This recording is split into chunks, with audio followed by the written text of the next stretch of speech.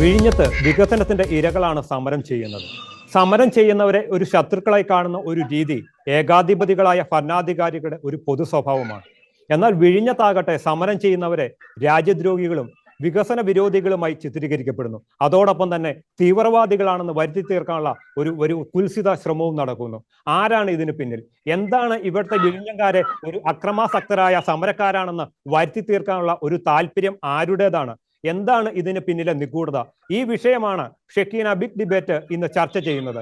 ഇന്ന് ഈ ചർച്ചയിൽ നമ്മോടൊപ്പം ചേരുന്നത് സമരസമിതി അംഗം ജോയ് ജെറാൾഡ്, സാമൂഹ്യ പ്രവർത്തകൻ ജോസഫ് ജോൺസൺ, സാമൂഹ്യ പ്രവർത്തക സുശീല ജോ എന്നിവരാണ്. ഷെക്കീന ബിഗ് ഡിബേറ്റിലേക്ക് 3 പേർക്കും സ്വാഗതം. ആദ്യം നമുക്ക് ജോയ് ജെറാൾഡിലേക്ക് പോകാം. മിസ്റ്റർ ജോയ് ജെറാൾഡ്, ഇന്ന് മുഖ്യമന്ത്രി പറയുന്ന ഒരു കാര്യം എന്താണെന്ന് ചോദിച്ചാൽ, മുഖ്യമന്ത്രി പറയുന്നു ഈ സമരത്തിന് പിന്നിൽ ഒരു ഗൂഢ ലക്ഷ്യമുണ്ട്, അവര് ഈ നാട്ടിലെ സ്വൈര സമാധാനം തകർക്കാൻ ശ്രമിക്കുകയാണ് എന്നാണ്.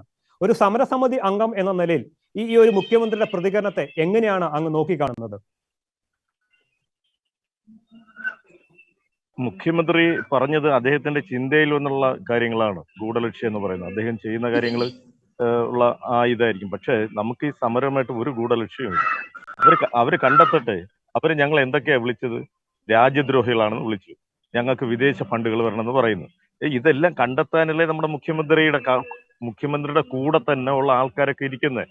ഈ 135 ദിവസവുമായിട്ടും സമരം നിർത്താൻ സമരസമിതിക്ക് പറ്റുന്നില്ല. കാരണം നമ്മൾ ആവശ്യപ്പെട്ടിരിക്കുന്ന കാര്യങ്ങളിൽ ഒരു ഇതിന് പോലും കൃത്യമായിട്ട് ഉത്തരം നമ്മുടെ ഗവൺമെന്റ് തരാൻ പറ്റുന്നില്ല. ആ തരാൻ പറ്റാത്തതിന് കാരണം നമ്മുടെ ജനങ്ങൾ പ്രക്ഷോഭരായിരിക്കുകയാണ് പല തരത്തിലും. കാരണം എന്താണ് ഇവർ ഇത്രയും ഞങ്ങൾക്ക് ഈ കാര്യങ്ങൾ മണ്ണെണ്ണ വില ഞങ്ങൾ സമരം തുടങ്ങിയപ്പോൾ 85 രൂപയായിരുന്നു. ഈ 135 ദിവസം റേഷൻ കടയിൽ കിട്ടുന്നത് 125 രൂപയാണ്. അപ്പോൾ ഇങ്ങനെ പല തരത്തിലുള്ള മാറ്റങ്ങൾ ഞങ്ങളുടെ സമരം കാരണം ഞങ്ങൾക്ക് ന്യായീകരണമായി കിട്ടേണ്ടതിന് പകരം അന്യായമായ രീതിയിലാണ് കിട്ടുന്നത്. അപ്പൊ ഞങ്ങളെ എങ്ങനെങ്കിലും ഈ മത്സ്യത്തൊഴിലാളി മേഖലയിലുള്ള എല്ലാവരെയും ഇവിടെ നിന്ന് അടിച്ചു തുരത്താൻ വേണ്ടി ഗവൺമെന്റ് എടുക്കുന്ന ഗൂഢലക്ഷ്യത്തിന്റെ ഭാഗമായാണ് ഇതൊക്കെ സംഭവിക്കുന്നത്. കഴിഞ്ഞ ശനിയാഴ്ച എന്താ സംഭവിച്ചത്?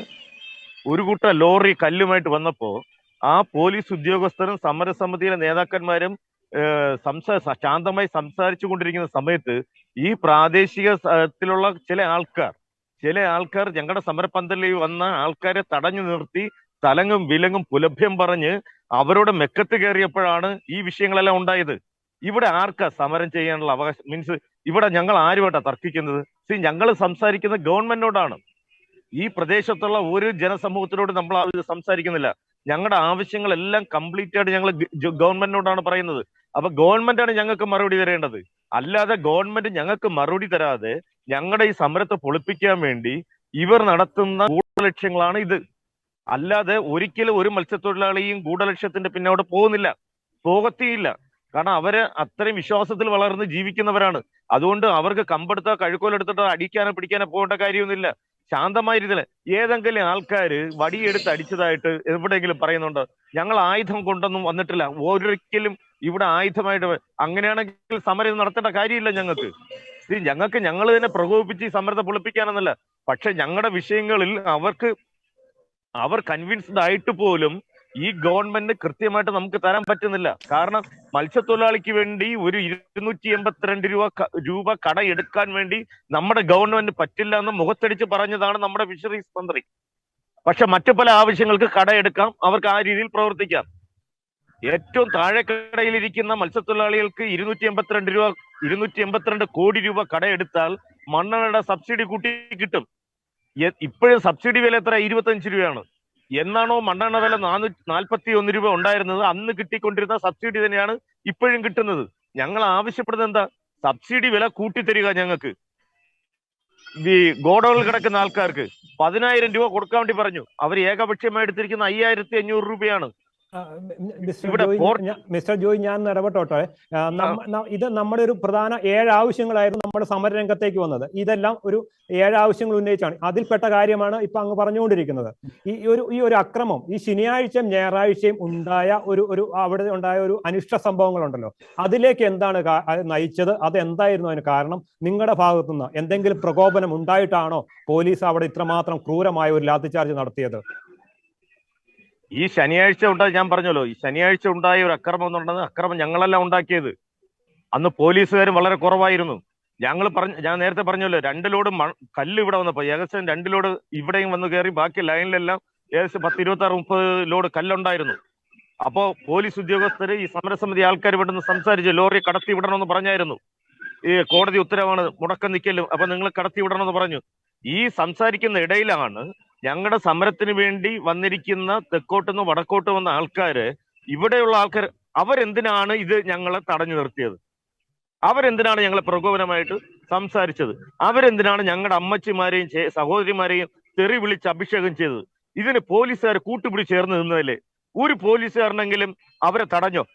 അവരെ തടഞ്ഞില്ല.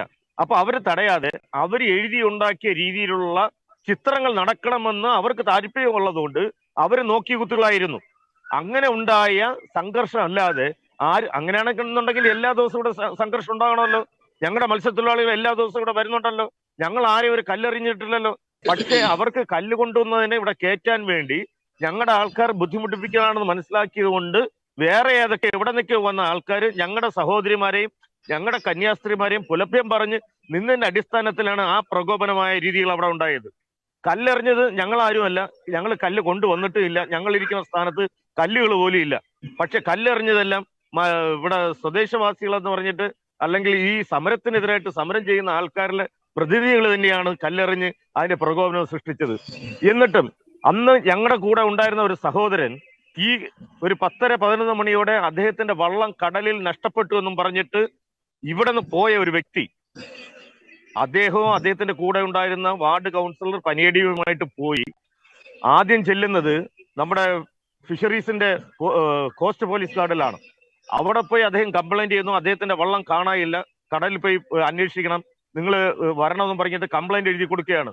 പക്ഷെ വള്ളം നഷ്ടപ്പെട്ടിരിക്കുന്നത് 42 നോട്ടിക്കൽ മൈലിലാണ്. പക്ഷെ ഇവരെന്താ പറഞ്ഞത്? 12 നോട്ടിക്കൽ മൈലിനകത്ത് സന്ദർശിക്കാൻ വേണ്ടി, അല്ലെങ്കിൽ ഇതിന് അന്വേഷണം നടത്താൻ വേണ്ടി ഇവർക്ക് ഉത്തരവില്ല, അതുകൊണ്ട് ഇവർ വരുന്നില്ല എന്ന് പറഞ്ഞതിന്റെ അടിസ്ഥാനത്തിൽ ഈ സഹോദരനും കോട്ടപ്പുറം വാർഡ് കൗൺസിലർ പനിയടിമയും വേറെ 2 ആൾക്കാരും കൂടെ ചേർന്ന് മൊത്തം 4 ആൾക്കാരുമായിട്ട് ഒരു 11 മണിയോടെ വള്ളം എടുത്ത് അവർ ഉൾക്കടലിൽ അവരുടെ സ്വന്തം വള്ളം അന്വേഷിച്ച് പോവുകയാണ്. അവിടെ പോയി കണ്ട കാഴ്ചയോ 20 ലക്ഷം രൂപയുടെ അസറ്റ് നഷ്ടപ്പെട്ടു. പിന്നെ അവർ രണ്ടുപേരും തിരിച്ചു വരുന്നത് രാത്രി 10:45 മണിക്കാണ്. എന്നിട്ട് പിറ്റേന്ന് വൈകുന്നേരം 3 മണിക്ക് ഈ സെൽട്ടൻ എന്ന വ്യക്തിയെ ഷാഡോ പോലീസുകാർ അറസ്റ്റ് ചെയ്യുന്നു. അന്വേഷിച്ചപ്പോ എന്താ? 307 ഇട്ട കേസാണ്. ആര് കൊടുത്ത കേസ്? ഞങ്ങൾക്കറിയില്ല ആര് കൊടുത്ത കേസാണെന്ന്. അപ്പൊ ഈ അന്വേഷണം വന്നപ്പോ, ഈ ഇൻഫർമേഷൻ വന്നപ്പോ ഞങ്ങൾ പള്ളി അറിയിക്കുന്നു, ഞങ്ങളുടെ രൂപത അറിയിക്കുന്നു. പള്ളി അറിയിച്ചപ്പോൾ ആൾക്കാരെല്ലാം പള്ളിയിൽ കൂട്ടം കൂടി. ഇപ്പൊ അച്ഛൻ എന്താ പറയുക? നിങ്ങൾ ആരും സ്റ്റേഷനിൽ പോകണ്ട, നമ്മുടെ ഭരണസമിതിയെ ചില ആൾക്കാരെ വിടാം. അങ്ങനെ വിഴിഞ്ഞ ഈ ഇടവകയിലെ ഭരണസമിതിയിലെ 4 പേരെ സ്റ്റേഷനിൽ ഇവിടെയാണ് അന്വേഷിക്കാൻ വേണ്ടി. ഈ അന്വേഷിക്കാൻ അവിടെ പോയപ്പോ എന്താ സംഭവിച്ചത്? ആ ഷാഡോ പോലീസ് വന്ന് അവരെയും അറസ്റ്റ് ചെയ്ത് കൊണ്ടുപോയി. ശ്രീ ജോയ്, ഞാൻ ഒരു കാര്യം ചോദിച്ചോട്ടെ. അപ്പൊ ഈ സെൽട്ടൻ എന്ന് പറയുന്ന ആ വ്യക്തി ഈ ശനിയാഴ്ച ആ സംഘർഷം നടക്കുന്ന മുല്ലൂർപ്പടിയിൽ ഉണ്ടായിരുന്നില്ല. അപ്പൊ ഈ സെൽട്ടനെ പോലീസ് കള്ളക്കേസിൽ കുടുക്കുകയായിരുന്നു ചെയ്തത്. രാവിലെ ഒരു 10 മണി വരെയോളം അദ്ദേഹം 10-10:30 ഇവിടെ ഉണ്ടായിരുന്നു. അത് കഴിഞ്ഞ് പിന്നെ തിരിച്ചു വരുന്നത് അദ്ദേഹം ഇവിടെ പന്തലിലെ വന്ന് രാത്രി 10:45 മണിക്കാണ് രാത്രി പന്തലിൽ വരുന്നത്. അപ്പൊ ഈ സംഘർഷം ഉണ്ടാകുന്നത് എപ്പോഴാണ്? ഒരു 10 മണിയോടുകൂടി സംഘർഷം തുടങ്ങിയില്ലേ? സംഘർഷം ഒരു 11 മണിക്ക് ശേഷമാണ് സംഘർഷങ്ങളൊക്കെ ഉണ്ട്. സംഘർഷം വലിയ സംഘർഷമൊന്നുമല്ല. ഈ ആൾക്കാർ അങ്ങോട്ട് പ്രകോപിക്കും, അവിടെ നിന്ന് ഇങ്ങോട്ട് പ്രകോപിക്കും, അങ്ങനെയുള്ള രീതിയിലുള്ള കാര്യങ്ങളൊക്കെയാണ് ഇവിടെ നടന്നത്. പക്ഷേ ഇവരൊക്കെ അന്നേരം ഒന്നും ഈ സെൽട്ടൻ അവിടെ ഉണ്ടായിരുന്നില്ല. അവിടെ ഉണ്ടായിരുന്നില്ല. ഈ സെൽട്ടൻ അവിടെ ഉണ്ടായിരുന്നില്ല. വള്ളം നഷ്ടപ്പെട്ടെന്ന് പറഞ്ഞാൽ പുള്ളിക്കാരങ്ങ് പോവുകയാണ് ഉണ്ടായത്. പിന്നെ വരുന്നത് തിരിച്ച് രാത്രി 10:45 പിന്നെ ഇയാൾ അറസ്റ്റ് ചെയ്യുന്നത് നമ്മൾ ആരും പോലും അറിയുന്നില്ല. 3:30 മണിക്കോ എന്താണ് അയാൾ അറസ്റ്റ് ചെയ്ത് കൊണ്ടുപോകുന്നത്. ഇത് ചോദിക്കാൻ ചെന്ന് ഞങ്ങളുടെ ഇടവകയിലെ 4 കമ്മിറ്റി അംഗങ്ങളെയും പോലീസുകാരെ അറസ്റ്റ് ചെയ്തു. അപ്പൊ മൊത്തത്തിൽ ശ്രീ ജോയ്, സെൽട്ടനെതിരെ ഗൂഢാലോചന അടക്കമുള്ള വളരെ ഗുരുതരമായ കുറ്റങ്ങൾ ചുമത്തിയാണ് പോലീസ് ഇപ്പോൾ റിമാൻഡ് ചെയ്തിരിക്കുന്നത്. ഇതെല്ലാം ഒരു കള്ളക്കഥയായിരുന്നു എന്നാണ് നമുക്ക് പറയാൻ കഴിയുക. തീർച്ചയായിട്ടും ഇതെല്ലാം കള്ളക്കഥയാണ്. ഈ സമരത്തെ എങ്ങനെയെങ്കിലും പൊളിപ്പിക്കുക. ഈ സമരം ഓരോ ദിവസം കഴിയും തോറും സമരം ഊർജിതമായിട്ട് പോയിക്കൊണ്ടിരിക്കുമ്പോൾ നമ്മുടെ ഗവൺമെന്റിന് അസ്വസ്ഥതകളുണ്ട്. കാരണം എല്ലാ പാർട്ടികളും ഗവൺമെന്റിനോട് സംസാരിച്ചു തുടങ്ങി. കോൺഗ്രസ് പാർട്ടി എന്താ പറഞ്ഞത്? മത്സ്യത്തൊഴിലാളികളുടെ സമരം ഇങ്ങനെ നോക്കി നിരക്കാൻ. അപ്പൊ അവരും ഐക്യദാർഢ്യം പ്രകടിപ്പിച്ചു, അവരും സെക്രട്ടറിയുടെ മുമ്പിൽ സമരം നടത്തിയിട്ടുണ്ട്. ഇങ്ങനെ പല മേഖലകളിൽ നിന്ന് നമുക്ക് ഐക്യദാർഢ്യം പ്രകടിപ്പിച്ച ഒരുപാട് ആൾക്കാർ വരുമ്പോ ഇവർക്ക് മത്സ്യത്തൊഴിലാളികൾക്ക് വേണ്ടി ഇവർക്ക് പ്രവർത്തിക്കാൻ വേണ്ടി സാധ്യമല്ല. ഞങ്ങൾക്ക് വേണ്ടി 1 രൂപ മെനക്കെടുത്താൻ പറ്റുന്നില്ല. ഈ പോർട്ട് കാരണം 484 കോടി രൂപ മാറ്റിവെച്ചിരിക്കുന്ന സ്ഥാനത്ത് ഈ 6 വർഷവും നഷ്ടപരിഹാരങ്ങൾ എന്ന് പറയുന്നത് വീടുകൾ നഷ്ടപ്പെട്ടിട്ടുണ്ട്, സ്ഥലങ്ങൾ നഷ്ടപ്പെട്ടിട്ടുണ്ട്, അവരുടെ യാനങ്ങൾ നഷ്ടപ്പെട്ടിട്ടുണ്ട്, മരണങ്ങൾ സംഭവിച്ചിട്ടുണ്ട്. ഇതിനു വേണ്ടി ഈ 484 കോടി രൂപയിൽ ഈ 7 വർഷം കൊണ്ട് 1 രൂപ പോലും കൊടുക്കാൻ വേണ്ടി സാധിച്ചില്ല. ശ്രീ ജോയ്, നമുക്ക് ആ വിഷയത്തിലേക്ക് അതൊക്കെ പിന്നീട് നമുക്ക് ചർച്ച ചെയ്യാം. ഈ ഞായറാഴ്ച എവിടെ എന്താണ് സംഭവിച്ചത്? എന്താണ് നമ്മുടെ ഭാഗത്ത് നിന്ന് എന്തെങ്കിലും തരത്തിലുള്ള പ്രകോപനം ഉണ്ടായോ? പോലീസ് പറയുന്ന ഒരു ഭാഷ്യം എന്താണെന്ന് ചോദിച്ചാൽ 3 മണിക്കൂറോളം സമരക്കാർ അവിടെ വലിയ ആക്രമണമാണ് നടത്തിയത്. വളരെ സംയമനം പാലിച്ചു പോലീസ്. നിവൃത്തിയില്ലാതെ വന്നു കഴിഞ്ഞപ്പോഴാണ് ഒരു ആക്ഷനിലേക്ക് പോലീസ് നീങ്ങിയത് എന്നാണ്. ഇതിൽ എന്തെങ്കിലും ഒരു വസ്തുതയുണ്ടോ? നിങ്ങൾ ഇതിനെ എങ്ങനെയാ കാണുന്നത്? ഈ നമ്മുടെ ജനങ്ങള് ഈ 5 കമ്മിറ്റിക്കാരെയും അറസ്റ്റ് ചെയ്തപ്പോ, അതായത് 4 കമ്മിറ്റിക്കാരെ അറസ്റ്റ് ചെയ്യുന്ന അറിഞ്ഞപ്പോ കണ്ടോണ്ടുന്ന ആൾക്കാരാണ് വിഴിഞ്ഞ മേടയിൽ വിളിച്ചു പറഞ്ഞത് ഇങ്ങനെ കമ്മിറ്റിക്കാര് പോലീസുകാർ അറസ്റ്റ് ചെയ്ത് കൊണ്ട് പോകുന്നു എന്ന് പറഞ്ഞുകൊണ്ട്. അപ്പോ അവിടെ കൂടിയിരുന്ന സ്ത്രീ ജനങ്ങൾ എല്ലാവരും കൂടെ അച്ഛനുൾപ്പെടെ സ്റ്റേഷനിൽ ചോദിക്കാൻ വേണ്ടി വന്ന വാസ്തവം തന്നെയാണ്. നിങ്ങൾ ഓർക്കുക, അവരുടെ കയ്യിൽ ഒരു ആയുധങ്ങളില്ല. വീടുകളിൽ ഉപയോഗിച്ചുകൊണ്ടിരുന്ന, വീടുകളിൽ ഇട്ടിരുന്ന അതേ ഡ്രസ്സിൽ തന്നെയാണ് ഇവര് സ്റ്റേഷനിൽ പോയത്. ഇവര് സ്റ്റേഷനിൽ പോയപ്പോ കൃത്യമായിട്ട് പോലീസുകാർക്ക് ഒരു മറുപടിയില്ല പറയാൻ വേണ്ടി. ഈ പോലീസ് പറയുന്ന ഒരു കാര്യം, നിങ്ങൾ എല്ലാവരും കൂടെ കൂടി അവിടെ പോലീസ് സ്റ്റേഷൻ വളഞ്ഞു, ഈ കസ്റ്റഡിയിൽ എടുത്തവരെ ബലമായി മോചിപ്പിക്കാൻ ശ്രമിച്ചു, ഈ പോലീസ് സ്റ്റേഷൻ ആക്രമിച്ച് ഈ പ്രതികളെ മോചിപ്പിക്കാൻ ശ്രമിച്ചു എന്നൊരു ഭാഷ്യമാണ് അവരുടേത്. ഞങ്ങൾ പോയപ്പോ അവിടുത്തെ സ്ത്രീകൾ പോയപ്പോൾ അവിടെ ഈ പിടിച്ച ആൾക്കാർ അവിടെ ഇല്ലല്ലോ. പിന്നെ എങ്ങനെ ഞങ്ങൾ മോചിപ്പിക്കാൻ പോകുന്നത്? ഞങ്ങൾ ആവശ്യപ്പെട്ടിട്ടുണ്ട്. എന്ത് കാരണത്താലാണ് അവര് നിങ്ങൾ അറസ്റ്റ് ചെയ്തത്? ഈ 4 പേര് എന്തിനു വേണ്ടിയാ വന്നത്? സെൽട്ടൻ എന്ന ഒരു വ്യക്തിയെ കാണാനില്ല എന്ന് പറഞ്ഞ് അവർ അന്വേഷിക്കാൻ വേണ്ടിയാണ് വന്നത്. അപ്പോ അന്വേഷിക്കാൻ വന്നവരെയും നിങ്ങൾ എന്ത് ചെയ്തു? അറസ്റ്റ് ചെയ്തു. അത് എന്തിനാണെന്ന് ചോദിക്കട്ടെ. കാരണം ന്യായമായിട്ടും ചോദിക്കേണ്ട കാര്യങ്ങൾ തന്നെയാണ് അവർ ചോദിച്ചത്. പക്ഷെ ഇതിന്റെ അക്രമം അഴിച്ചു വിട്ടത് പോലീസുകാർ തന്നെയാണ്. ആ സംഭവം മുതൽ ഒരു മീഡിയ അതിനകത്തുണ്ടായിരുന്നു. ആ സമയം മുതൽ മീഡിയ ലൈവിലായിരുന്നു. അവിടെ വരുന്ന ഓരോ ആൾക്കാരെയും അവിടെ നടക്കുന്ന സംസാരങ്ങളും ഇതെല്ലാം ലോകത്തെ അറിയിച്ചു കൊണ്ടിട്ടുണ്ടായിരുന്നു ഒരു മീഡിയ. ആ മീഡിയ എങ്ങനെയാണ് ഈ ജനങ്ങൾ എത്തുന്നതിന് മുന്നേ അവിടെ എത്തിയത്? ശ്രീ ജോയ്, നിങ്ങൾ ഉദ്ദേശിക്കുന്നത് ന്യൂസ് 18 ആണോ? ഈ പോലീസ് സ്റ്റേഷന്റെ മുകളിൽ കയറിയാണ് അവർ ഷൂട്ട് ചെയ്തത് എന്ന് പറയുന്നു. അവർക്കാണ് ഈ ദൃശ്യങ്ങളെല്ലാം ലഭിച്ചതെന്നും പറയുന്നു. അങ്ങനെയാണെങ്കിൽ ഒരു പോലീസിന്റെ ഒരു അനുമതിയോട് കൂടി ആയിരിക്കില്ല അവർ പോലീസ് സ്റ്റേഷന്റെ മുകളിൽ കയറി ഈ ചിത്രങ്ങളെല്ലാം ചിത്രീകരിച്ചത്? തീർച്ചയായിട്ടും അത് ഞങ്ങൾക്ക് സംശയമുണ്ട്. ഞാൻ പോലും കാണുന്ന ലൈവിലാണ് കാണുന്നത്. ഞാൻ പോലും ഇത് അറിയുന്നത് ടിവിയിലുള്ള ലൈവ് നടക്കുമ്പോഴാണ്. ഒരു സഹോദരൻ വിളിച്ചു പറയുന്നു, ഇങ്ങനെ ടിവിയിൽ ഒരു ലൈവ് നടക്കുന്നുണ്ട്, എന്താണ് വിഷയം എന്ന് അന്വേഷിച്ചപ്പോൾ എനിക്കറിയില്ല എന്ന് പറഞ്ഞു. അപ്പൊ ഞാൻ ടി വി ഓൺ ചെയ്ത് നോക്കുമ്പോഴാണ് ഇന്നൊരു മാധ്യമത്തിൽ ലൈവ് നടന്നുകൊണ്ടിരിക്കുന്നത്. ആ ടി വി മാത്രം അവിടെ എങ്ങനെയാണ് പോലീസ് സ്റ്റേഷന്റെ മുകളിൽ ഈ സഹോദരങ്ങൾ നിൽക്കവേ, ഈ സഹോദരിമാർ നിൽക്കവേ അതിന്റെ മുകളിൽ എത്തിയത്? ഈ സഹോദരിമാർ പറയുന്നത് എന്താ? അവിടെ ചെന്ന് ബഹളങ്ങൾ ഉണ്ടാക്കി. അവരവിടെ ചെന്ന് ബഹളങ്ങൾ ഉണ്ടാക്കിയപ്പോ ആരായിരുന്നാലും ചോദിക്കുന്ന രീതിയിൽ ചോദിച്ചു. ഈ പോലീസ് എന്താ ചെയ്തത്? ഇവർ അനാവശ്യങ്ങൾ പറഞ്ഞു, പുലഭ്യങ്ങൾ പറഞ്ഞിട്ട് ഈ സ്ത്രീകൾ തന്നെ പറയുന്നത് എന്താ? ആദ്യമായിട്ട് കല്ലെറിഞ്ഞത് പോലീസ് സ്റ്റേഷന്റെ മുകളിൽ നിന്നാണ്. ഈ ആദ്യമായിട്ട് തന്നെ കല്ലെറിഞ്ഞ് ഇവരെ ഡാമേജ് ആക്കി പരിക്കേൽപ്പിച്ച് പോലീസ് സ്റ്റേഷന്റെ മുകളിൽ നിന്നാണ്. ഈ പോലീസ് സ്റ്റേഷന്റെ മുകളിൽ നിന്ന് കല്ലെറിഞ്ഞത് കൊണ്ടാണോ താഴെ നിന്ന സമരസമിതിയിലെ സ്ത്രീകൾ ഉൾപ്പെടെയുള്ള അല്ലെങ്കിൽ പുരുഷന്മാരുൾപ്പെടെയുള്ളവരുടെ തലയ്ക്ക് ഗുരുതരമായി പരിക്കേൽക്കുന്ന ഒരു സാഹചര്യം ഉണ്ടായത്? തീർച്ചയായിട്ടും അങ്ങനെയാണല്ലോ. എല്ലാവരുടെയും ഇഞ്ചുറി എന്നത് ഹെഡിലാണ്. ഈ നടന്ന 90% ഇഞ്ചുറി എന്ന് പറയുന്നത് ഹെഡിലാണ്. അപ്പോ ഇത് കല്ല് വന്നിരിക്കുന്ന തലയിൽ കല്ല് വീഴുന്നുണ്ടെങ്കിൽ മുകളിൽ നിന്നാണല്ലോ എറിയണം. അതുകൊണ്ടാണല്ലോ അവിടെ തലയ്ക്ക് ഇത്രയും ഡാമേജുകൾ പറ്റിയത്. പിന്നെ അവിടെ നിന്ന് പോലീസുകാർ എന്താ ചെയ്ത്? അച്ഛന്മാരെ കമ്പെടുത്തിട്ട് അടിച്ചിരിക്കുന്നു, ലാത്തി ഉപയോഗിച്ച് അടിച്ചിരിക്കുന്നു.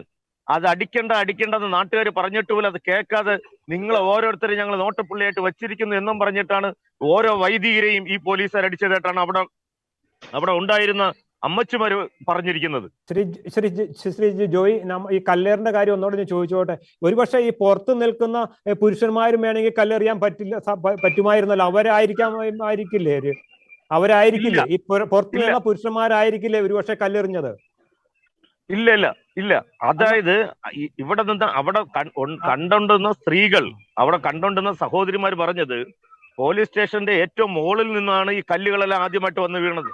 ചുടുകല്ലാണ് ആദ്യമായിട്ട് വന്ന് വീണതെന്നാണ് അവർ പറയുന്നത്. അപ്പൊ ഒരു സൈഡിൽ നിന്ന് ഒരു പ്രകോപനം ഉണ്ടാകുമ്പോൾ മറ്റു സൈഡിൽ നിന്ന് ഏതെങ്കിലും രക്ഷപ്പെടാൻ വേണ്ടി എന്തെങ്കിലും കാണിച്ചു തന്നിരിക്കാം. അതിന് ഇതൊന്നും നമ്മൾ ന്യായീകരിക്കുന്നില്ല. ഇതൊന്നും ഈ അക്രമത്തിന് നമ്മൾ കൂട്ടായി നിൽക്കുന്നില്ല. ഓ ശരി. നമുക്ക് മനസ്സമാധാനമായിട്ട് പോകണം, നമ്മുടെ വിഷയങ്ങൾ കാര്യമായിട്ട് നടത്തണം. ഇവിടെ മിസ്റ്റേക്ക് കാണിച്ച പോലീസ് ഉദ്യോഗസ്ഥരാണ്. അങ്ങനെയാണെങ്കിൽ ഞാനൊരു കാര്യം ചോദിച്ചോളട്ടെ, നമുക്ക് നിയമപരമായ മാർഗത്തിൽ കൂടി മുന്നോട്ട് പോയെങ്കിൽ പോരായിരുന്നോ? നമ്മൾ എന്തിനാണ് ഈ പോലീസ് സ്റ്റേഷന് മുന്നിലേക്ക് ഈ 10,000 ആളുകൾ പോയത്? നമുക്ക് ഈ പ്രതി എന്ന് പറയുന്ന സെൽറ്റനെ കോടതിയിൽ ഹാജരാക്കുമ്പോൾ അദ്ദേഹം നിരപരാധിയാണ് ഇരുന്നെങ്കിൽ നമുക്ക് കോടതിയിൽ നിന്ന് അദ്ദേഹത്തെ റിലീസ് ചെയ്യുന്ന ഒരു സാഹചര്യം ഉണ്ടാക്കാമായിരുന്നില്ലേ? നമ്മൾ എന്തിനാണ് ഈ ഒരു പോലീസ് സ്റ്റേഷനിലേക്ക് ഇത്ര ഒരു സന്ധ്യാസമയത്ത് ഇത്രമാത്രം ആളുകൾ തടിച്ചുകൂടുകയും അവിടെ പ്രകോപനം സൃഷ്ടിക്കുകയും ചെയ്തത്? ഇവിടെ മിസ്റ്റേക്ക് കാണിച്ചത് പോലീസ് ഉദ്യോഗസ്ഥരാണ്. കാരണം അത് സെൽട്ടൻ എന്ത് സംഭവിച്ചെന്ന് അറിയാൻ വേണ്ടിയാണ് ഈ 4 പേരെയും പറഞ്ഞു വിട്ടത്. ഈ 4 പേരെ പറഞ്ഞു വെച്ചിട്ട് അന്വേഷിച്ച് വിടാൻ വേണ്ടിയാണ്. അന്വേഷണം പറയണമായിരുന്നു. അത് പറയാതെ ഈ 4 പേരെ എന്തിനാണ് അവരെ അറസ്റ്റ് ചെയ്തത്? ഇനി അവരെ അറസ്റ്റ് ചെയ്ത് മാത്രമല്ല, ഈ 4 പേരുടെ ഫോൺ വാങ്ങിച്ച് സ്വിച്ച് ഓഫ് ചെയ്ത് വെച്ചു. ആരെയും അങ്ങോട്ട് വിളിക്കാൻ പറ്റാത്ത സാഹചര്യമായി പോയി. നല്ല ഉദ്യോഗസ്ഥരാണെങ്കിൽ എന്ത് പറയണം? ഞങ്ങൾ സെൽട്ടനെ അറസ്റ്റ് ചെയ്ത് ശരിയാണ്, ഇന്ന വകുപ്പിൽ അല്ല ഇന്ന പ്രശ്നത്തിലാണ് ഞങ്ങൾ അറസ്റ്റ് ചെയ്തത്, അയാളെ ഞങ്ങൾ കോടതിയിൽ റിമാൻഡ് ചെയ്തിട്ടുണ്ട്, നിങ്ങൾ പോകൂ, നിങ്ങൾ ജാമ്യത്തിലുള്ള വഴി നോക്കൂ എന്നാണ് ഒരു പോലീസ് ഉദ്യോഗസ്ഥൻ ഞങ്ങളെ പോലുള്ള ജനങ്ങളുടെ അടുത്ത് പറയാനുള്ളത്. അല്ലാതെ എനിക്ക് അറിഞ്ഞുകൂടാ, ഏതാണെന്ന് അറിയത്തില്ല എന്ന് ഇവരല്ല ഇത് പറയേണ്ടത്. കൃത്യമായിട്ട് ഒരു അന്വേഷിക്കാൻ വേണ്ടി ഒരു ലേമേൻ പോയി കഴിഞ്ഞാൽ ഈ പോലീസ് ഉദ്യോഗസ്ഥനെ കൃത്യമായിട്ട് പറയണം സെൽട്ടൻ എവിടെ ഉണ്ടെന്നുള്ള കാര്യം. അതേ ഉണ്ടെങ്കിൽ മാത്രമല്ല ഇന്ന വകുപ്പിലാണെന്ന് പറഞ്ഞ് ഞങ്ങൾക്ക് വക്കീലിനെ വിട്ട് കാര്യങ്ങളൊക്കെ ചെയ്യാൻ വേണ്ടി പറ്റത്തുള്ളൂ. ഈ അന്വേഷിക്കാൻ പോയവരെ ഈ അടുത്ത് മറുപടി പറയാതെ പ്രകോപനപരമായിട്ട് സംഭവങ്ങളെല്ലാത്തും ഒരു രൂപരേഖ ഉണ്ടാക്കി, നേരത്തെ രൂപരേഖ തയ്യാറാക്കി വെച്ചതുപോലെയാണ് ഇവരുടെ പ്രവർത്തനങ്ങളെല്ലാം. സമരസമിതി ആളുകൾ അല്ലെങ്കിൽ തീരപ്രദേശത്തെ മത്സ്യത്തൊഴിലാളികൾ ഈ പോലീസ് സ്റ്റേഷനിലേക്ക് പോയത് വിഴിഞ്ഞ ഇടവകയിലെ വികാരിമാരോ അല്ലെങ്കിൽ വൈദികരോ പറഞ്ഞതിന്റെ അടിസ്ഥാനത്തിലാണോ, അതെയോ സ്വമേധയ പോയതാണോ ആ പോലീസ് സ്റ്റേഷന് മുന്നിലേക്ക്? ആരായിരുന്നാലും സ്വമേധയെ പോകത്തുള്ളൂ. അച്ഛൻ പറഞ്ഞേച്ച 4 പേരെ ഉണ്ടായിരുന്നുള്ളൂ. ഒരു വൈദികൻ പറഞ്ഞേച്ച 4 പേരെയാണ്. നിങ്ങൾ പോയി അന്വേഷിച്ചിട്ട് വാ എന്നേ പറഞ്ഞുള്ളൂ. അപ്പൊ തിരിച്ചു വരാത്തതിന്റെ അടിസ്ഥാനത്തിൽ, മറ്റുള്ളവരെ പള്ളിയിൽ വിളിച്ചു പറഞ്ഞതിന്റെ അടിസ്ഥാനത്തിലും അവരുടെ ബന്ധുമിത്രാദികളാണ് അന്വേഷിക്കാൻ പോയത്. അവരുടെ ബന്ധുമിത്രാദികൾ അച്ഛൻ ഇതിന് കലാപത്തിനോ അല്ലെങ്കിൽ ബാക്കിയുള്ള ഇതിനോ കോപ്പൊന്നും കുറുക്കിയിട്ടൊന്നും ഇല്ല. അച്ഛൻ ചെയ്തത് എന്താ? അച്ഛൻ ചെയ്തത് ഇത് അന്വേഷിക്കാൻ വേണ്ടി 4 പേരെ ഉത്തരവാദിത്തോടെ പറഞ്ഞേൽപ്പിച്ചു വിട്ടു. ഓക്കെ, അത് ക്ലിയർ ആണ്. അതൊരു സ്വാഭാവികമായ ഒരു നടപടി മാത്രമാണ്. ഒരു വൈദികന്റെ മുമ്പാകെ ഒരു പരാതി വരുമ്പോൾ ഒരു വൈദികൻ സ്വാഭാവികമായ ഒരു ഇടപെടൽ നടത്തും. പക്ഷെ ഒരു ഓഡിയോ ഒക്കെ പ്രചരിക്കുന്നത് എന്താണെന്ന് ചോദിച്ചാൽ, ഈ വൈദികർ നിർദ്ദേശിച്ചു എല്ലാവരും പോലീസ് സ്റ്റേഷന് മുന്നിലേക്ക് എത്തണം, മത്സ്യത്തൊഴിലാളികൾ എല്ലാവരും കൂട്ടമായി വിഴിഞ്ഞം പോലീസ് സ്റ്റേഷന് മുന്നിലേക്ക് എത്തണം എന്ന രീതിയിലുള്ള ഒരു ഓഡിയോ പ്രചരിക്കുന്നുണ്ട്. അതിലെന്തെങ്കിലും സത്യാവസ്ഥയുണ്ടോ എന്നാണ് എൻ്റെ ഒരു ചോദ്യം. ആ ഓഡിയോ ഞാൻ കേട്ടൊന്നുമില്ല. അപ്പൊ അതുകൊണ്ട് എനിക്ക് അതിനെ പറ്റിയുള്ള കാര്യങ്ങൾ ക്ലാരിറ്റി ഇല്ല. ഇതാനും അങ്ങനെ ഒരു തരത്തിലും വൈദികർ അങ്ങനെ പറയില്ല എന്നാണ് എന്റെ പൂർണ്ണ വിശ്വാസം. പക്ഷെ നമുക്കെന്ന് പറയുമ്പോൾ ഒരു ജനം അവിടെ എന്ന് പറയുമ്പോൾ 10-27 ആൾക്കാർ തിങ്ങി നിരുങ്ങി താമസിക്കുന്ന സ്ഥലമാണ്. ഒരു തീപ്പെട്ടിക്കൊള്ളി എരിഞ്ഞ് തീ കത്തുന്നതിനേക്കാൾ ഉപരി നമ്മളിൽ നിന്നുണ്ടാകുന്ന ഒരു അഭിപ്രായങ്ങൾ ആ ഏരിയ മൊത്തം നമ്മൾ സ്പ്രെഡ് ആവും. അങ്ങനെ തടിച്ചുകൂടിയ ആൾക്കാരും വാർത്തകൾ അറിഞ്ഞു പോയ ആൾക്കാരുമാണ് ആ സ്റ്റേഷനകത്തുണ്ടായിരുന്നത്. അല്ലാതെ ഇതിനൊരു കോപ്പ് കൂട്ടുന്ന രീതിയിൽ ആരും തന്നെ ഇൻഫർമേഷൻ കൊടുത്തതായിട്ട് എനിക്ക് വ്യക്തമായിട്ടത് പറയാനും പറ്റൂല. അങ്ങനെ ഒന്നും സംഭവിച്ചിട്ടും ഇല്ലാതില്ലേ. ഓക്കെ, നമുക്ക് പിന്നെ തിരിച്ചു വരാം. ഇനിയിപ്പോ നമുക്ക് സാമൂഹ്യ പ്രവർത്തക സുശീല ജോയിലേക്ക് പോകാവുന്നതാണ്. ശ്രീമതി സുശീല ജോ, ഈ കഴിഞ്ഞ ഞായറാഴ്ച വിഴിഞ്ഞം പോലീസ് സ്റ്റേഷന് മുന്നിലുണ്ടായ ആ സംഘർഷത്തെ കുറിച്ച് അറിഞ്ഞു കാണുമല്ലോ. അവിടെ സ്ത്രീകൾ ഉൾപ്പെടെയുള്ളവരെ മൃഗീയമായിട്ടാണ് പോലീസ് ആക്രമിച്ചത്. ഒരു വനിതാ പോലീസ് ഒന്നും ആയിരുന്നില്ല അവിടെ ഈ സ്ത്രീകൾക്ക് നേരെ ആക്രമണം നടത്തിയത്. ശരിക്കും അതൊരു സ്ത്രീകൾക്ക് നേരെയുള്ള ഒരു നീതി നിഷേധമല്ലേ? ഇതിനെ എങ്ങനെയാണ് അങ്ങ് കാണുന്നത്? സ്ത്രീകൾക്ക് നേരെ എന്ന് മാത്രമല്ല, മനുഷ്യ അവകാശ ലംഘനമെന്ന് തന്നെയാണ് ഞാൻ അതിനെ പറയാൻ ഉദ്ദേശിക്കുന്നത്. തങ്ങളുടെ ഉറ്റവരെയും ബന്ധുക്കളെയും അയൽവാസികളെയും അന്വേഷിച്ചു പോയ ഒരു കൂട്ടം സ്ത്രീകളെയാണ് അവിടെ മനുഷ്യത്വപരമായിട്ട് മൃഗീയമായിട്ട് വളരെ ക്രൂരമായിട്ട് പരിക്കേൽപ്പിച്ച് ലാത്തി കൊണ്ട് അടിച്ച് ഉപദ്രവിച്ച് ഓട്ടിച്ചിരിക്കുന്നത്. ഇത് ഒരു കേരളത്തിലുള്ള സ്ത്രീ സുരക്ഷ എന്ന് പറയുന്നത് ഇതൊക്കെയാണോ എന്നാണ് നമ്മൾ പൊതുമാധ്യമത്തോടും നമ്മളെ ഭരിക്കുന്ന സർക്കാരിനോടും നമുക്ക് ആവശ്യപ്പെടാനുള്ളത്. തങ്ങളുടെ ബന്ധുക്കളെ അന്വേഷിച്ചാണ് അവർ പോയിരിക്കുന്നത്. ഒരിക്കലും ഒരു 3000 പേരെയോ 4000 പേരെയോ 5000 പേരെയോ കൊണ്ടല്ല. ഒരു 5 പേരെ, തങ്ങളുടെ സമൂഹത്തിൽ നിന്നും കാണാതായ 5 പേര്, ആ 5 പേരുടെയും ബന്ധുക്കളാണ് സ്റ്റേഷനിൽ പോയിരിക്കുന്നത്. അത് ആരുടെയും നിർബന്ധത്തിന് വഴങ്ങിയില്ല. അവര് പള്ളിയിൽ പോയിട്ട് അച്ഛനോട് തങ്ങളുടെ ബന്ധുക്കളെ കാണാനില്ല എന്ന് വാശി പിടിക്കുക, അവരെ കണ്ടെത്തണമെന്ന് നിർബന്ധം പിടിക്കുകയും ചെയ്യുന്ന അടിസ്ഥാനത്തില്, കാരണം അവർക്ക് മുന്നേ പോയ 5 പേരെ അറസ്റ്റ് ചെയ്തത് കൊണ്ട് അവരുടെ സുരക്ഷയ്ക്കായിട്ടാണ് ഒരു വൈദികർ അവരുടെ കൂടെ പോയിരിക്കുന്നത്. അത് നമ്മൾ മനസ്സിലാക്കേണ്ടത്, അവിടെ പോയ ആ സ്ത്രീ ജനങ്ങളെ അവരെ ആശ്വസിപ്പിക്കുകയും അവർക്ക് വേണ്ട വിവരങ്ങൾ വ്യക്തമായി കൊടുക്കുന്നതിനും പകരം കുലഭ്യം പറയുകയും തങ്ങൾ രക്ഷ തേടിയെത്തിയ, തങ്ങൾക്ക് സുരക്ഷ തേടിയെത്തേണ്ട ആ സ്ഥലത്ത് നിന്ന് തന്നെ അവർക്ക് ആക്രമണം നേരിടേണ്ട ഒരു അവസ്ഥയുമാണ് ഉണ്ടായിരിക്കുന്നത്.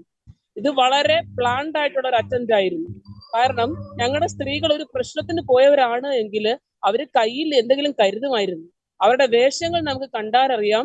ഇരുന്ന പാടെ തങ്ങളുടെ ബന്ധുക്കളെ കാണാനില്ല എന്ന് അറിഞ്ഞ ഉടനെ ഇരുന്ന പാടെ ഇട്ടിരുന്ന വേഷങ്ങളിൽ ഓടിക്കൂടിയ ഒരു കൂട്ടത്തെയാണ് നമുക്ക് കാണാൻ സാധിക്കുന്നത്. അവര് പോലീസ് സ്റ്റേഷനിൽ എങ്ങനെയാണ്, നിങ്ങൾ പറയുന്നുണ്ടല്ലോ, അല്ലെങ്കിൽ മാധ്യമങ്ങൾ പറയുന്നുണ്ടല്ലോ 10, 3000, 5000 പേരൊക്കെ തടിച്ചു കൂടിയെന്ന്. ഇതിന്റെ ഇടയ്ക്ക് കൂടെ എങ്ങനെ ഒരു മാധ്യമം മാത്രം, ഒരു മീഡിയ മാത്രം പോലീസ് സ്റ്റേഷന്റെ മുകളിൽ കയറി നിന്നു? ഇതിൽ നിന്ന് നമുക്ക് വ്യക്തമാണ് ഇത് വളരെ പ്ലാൻഡ് ആയിട്ടുള്ള ഒരു അറ്റംപ്റ്റ് ആണ്. ഈ 5 പേരെയും അറസ്റ്റ് ചെയ്തത് ഒരു കൂട്ടം മത്സ്യത്തൊഴിലാളികളുടെ തങ്ങളുടെ സ്റ്റേഷൻ പരിധിയിൽ കിട്ടാൻ വേണ്ടി ഒരുക്കി കൂട്ടിയ ഒരു അറ്റംപ്റ്റ് ആണെന്നേ നമുക്കിതിനെ കുറിച്ച് പറയാൻ സാധിക്കുകയുള്ളൂ. ഈ സ്ത്രീകൾക്ക് വ്യക്തമായ വിവരങ്ങൾ നൽകുന്നതിന് പകരം അവർ തന്നെ വിഴിഞ്ഞത്തെ മത്സ്യത്തൊഴിലാളി സ്ത്രീകൾ പറയുന്നത് വിഴിഞ്ഞം സ്റ്റേഷനിൽ മുകളിൽ കൂടി വലിയ വലിയ കല്ലുകൾ വന്ന് പതിച്ചു എന്നാണ്. അവരുടെ തലയും തോളും മുഖവും ഒക്കെ കാണുമ്പോൾ നമുക്കറിയാം, ആ പാടുകളും നമുക്ക് കാണുമ്പോൾ അറിയാം, ചില്ലറ ആക്രമണമൊന്നും അല്ല ഉണ്ടായിരിക്കുന്നത്. വളരെ മൃഗീയമായ ആക്രമണമാണ് ഉണ്ടായിരിക്കുന്നത്. അത് പോലീസ് അല്ല എങ്കിൽ എന്തുകൊണ്ട് പോലീസ് അത് ആരെന്ന് കണ്ടെത്തിയില്ല? ഇത്രയും ദിവസമായിട്ടും പോലീസിന്റെ കൺമുമ്പിൽ നടന്ന ഈ ആക്രമണങ്ങളെ കുറിച്ച്, ഇത്രയും സ്ത്രീകൾ ആക്രമിക്കപ്പെട്ടതിനെ കുറിച്ച് എന്തുകൊണ്ട് പോലീസ് ഇതുവരെ അന്വേഷിച്ചില്ല? പോലീസ് സ്റ്റേഷന്റെ മുകളിൽ നിന്നും പോലീസ് സ്റ്റേഷന്റെ പരിധിയിൽ നിന്നുമൊക്കെ ആയിട്ടാണ് ആക്രമണങ്ങൾ ഉണ്ടായിരിക്കുന്നത്. അപ്പൊ തങ്ങളുടെ അറിവോട് കൂടെ തങ്ങളല്ല എങ്കിൽ എന്തുകൊണ്ട് പോലീസ് മേലധികാരികൾ ഈ ആക്രമണം അഴിച്ചുവിട്ടവർക്കെതിരെ ശിക്ഷാ നടപടികൾ സ്വീകരിച്ചില്ല, അവരെ അറസ്റ്റ് ചെയ്തില്ല, അതിന് വേണ്ട അന്വേഷണം തുടങ്ങിയിട്ടില്ല? ഇതൊക്കെ കൊണ്ടാണ് നമ്മൾ പറയുന്നത് ഇത് കരുതി കൂട്ടി ഞങ്ങളുടെ സ്ത്രീകളെയും പുരുഷന്മാരെയും ഒക്കെ അവരുടെ തട്ടകത്തിലിട്ട് ആക്രമിച്ചതാണെന്നേ നമുക്ക് ഈ വസ്തുതയെ കാണാനായിട്ട് സാധിക്കുകയുള്ളൂ. ഒരിക്കലും പറഞ്ഞോളൂ. ഒരു വനിതാ സാമൂഹ്യ പ്രവർത്തക എന്ന നിലയിൽ ഈ സ്ത്രീകൾക്കെതിരെ ഇത്രമാത്രം ക്രൂരമായ ആക്രമണം നടന്നു.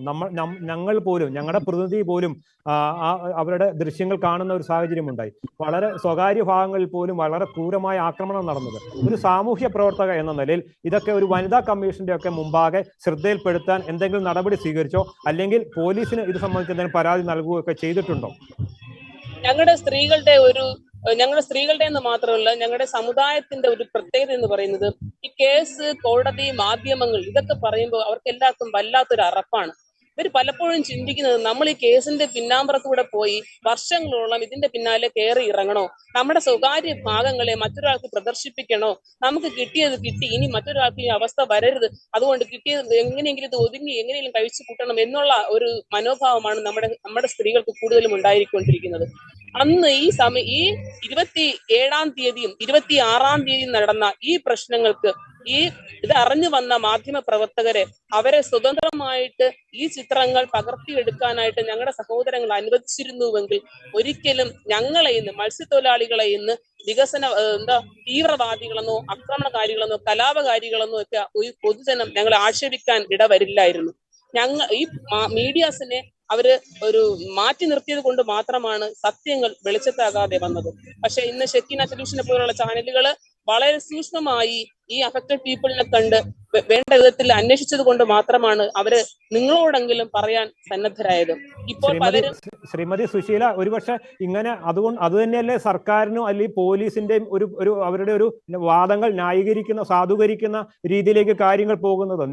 നിങ്ങൾക്കുണ്ടായ പീഡനങ്ങൾ രഹസ്യമായി വെക്കുന്നു. അപ്പൊ അതുകൊണ്ട് സർക്കാരിനും പോലീസിനും അവരുടെ ഭാഗങ്ങൾ നന്നായി വിശദീകരിക്കാനും കഴിയുന്നു. അതൊരു ഒരുപക്ഷെ സമൂഹത്തിൽ തെറ്റിദ്ധാരണയ്ക്ക് ഇടയാക്കില്ലേ? തീർച്ചയായും. ഞാനും ഇതിനെതിരെ തന്നെ ഈയിടെ ഒരു ഫേസ്ബുക്കിൽ പോസ്റ്റ് ഇട്ട വ്യക്തിയാണ്. നമ്മള് ഇക്കാരണങ്ങൾ ഞങ്ങളുടെ സഹോദരങ്ങളോട് ഞാൻ പറയാൻ ആഗ്രഹിക്കുന്നത് ഇത് തന്നെയാണ്. എന്തുകൊണ്ട് നമ്മൾ ഒളിക്കണം? നമുക്കുണ്ടായ ആക്രമണങ്ങളെ പൊതുജന മധ്യത്തിൽ കൊണ്ടുവരാനായിട്ട് എന്തുകൊണ്ട് നമ്മൾ ഒളിക്കണം? നമ്മൾ എന്തിനാണ് പേടിക്കേണ്ടത്? നമ്മുടെ ഭാഗത്താണ് സത്യമെങ്കിൽ, നമ്മൾ നീതിക്ക് വേണ്ടിയാണ് സമരം ചെയ്യുന്നതെങ്കിൽ, നമ്മുടെ ആവശ്യങ്ങൾ ന്യായമാണെന്നുള്ളത് കൊണ്ട്, നമ്മുടെ സമരം അതിജീവന സമരമായതുകൊണ്ട് നമ്മൾ ആരെയാണ് പേടിക്കേണ്ടത്? നമ്മൾ കൂടിപ്പോയാൽ നമ്മൾ അറസ്റ്റ് ചെയ്യും, നമ്മൾ ആരും വധിക്കുകയൊന്നുമില്ല. ഇത് നമ്മൾ എന്തുകൊണ്ട് പോലീസിനെ ഭയപ്പെടുന്നു, മീഡിയാസിനെ ഭയപ്പെടുന്നു? അതുകൊണ്ടാണ് നമുക്ക് ഇത്തരം കാര്യങ്ങൾ ഇത് ഞങ്ങളുടെ ഒരു വലിയ തോൽവി എന്നേ എനിക്ക് പറയാനുള്ളൂ. കാരണം കുറെ ദിവസങ്ങളായിട്ട് ഞാനും ഇത് അനുഭവിച്ചുകൊണ്ടിരിക്കുകയാണ്. കാരണം പൊതുജന മധ്യത്തിൽ ഇറങ്ങി വരാൻ തയ്യാറാകാത്ത ഒരു സമൂഹത്തെ നമുക്ക് എത്രത്തോളം നമ്മുടെ സമൂഹത്തിന്റെ ന്യായവാദങ്ങൾ മുന്നിലോട്ട് കൊണ്ടുവരാൻ സാധിക്കും? ഈ ഒരു ആശങ്ക ഞങ്ങൾ എപ്പോഴും അലട്ടുന്നുണ്ട്.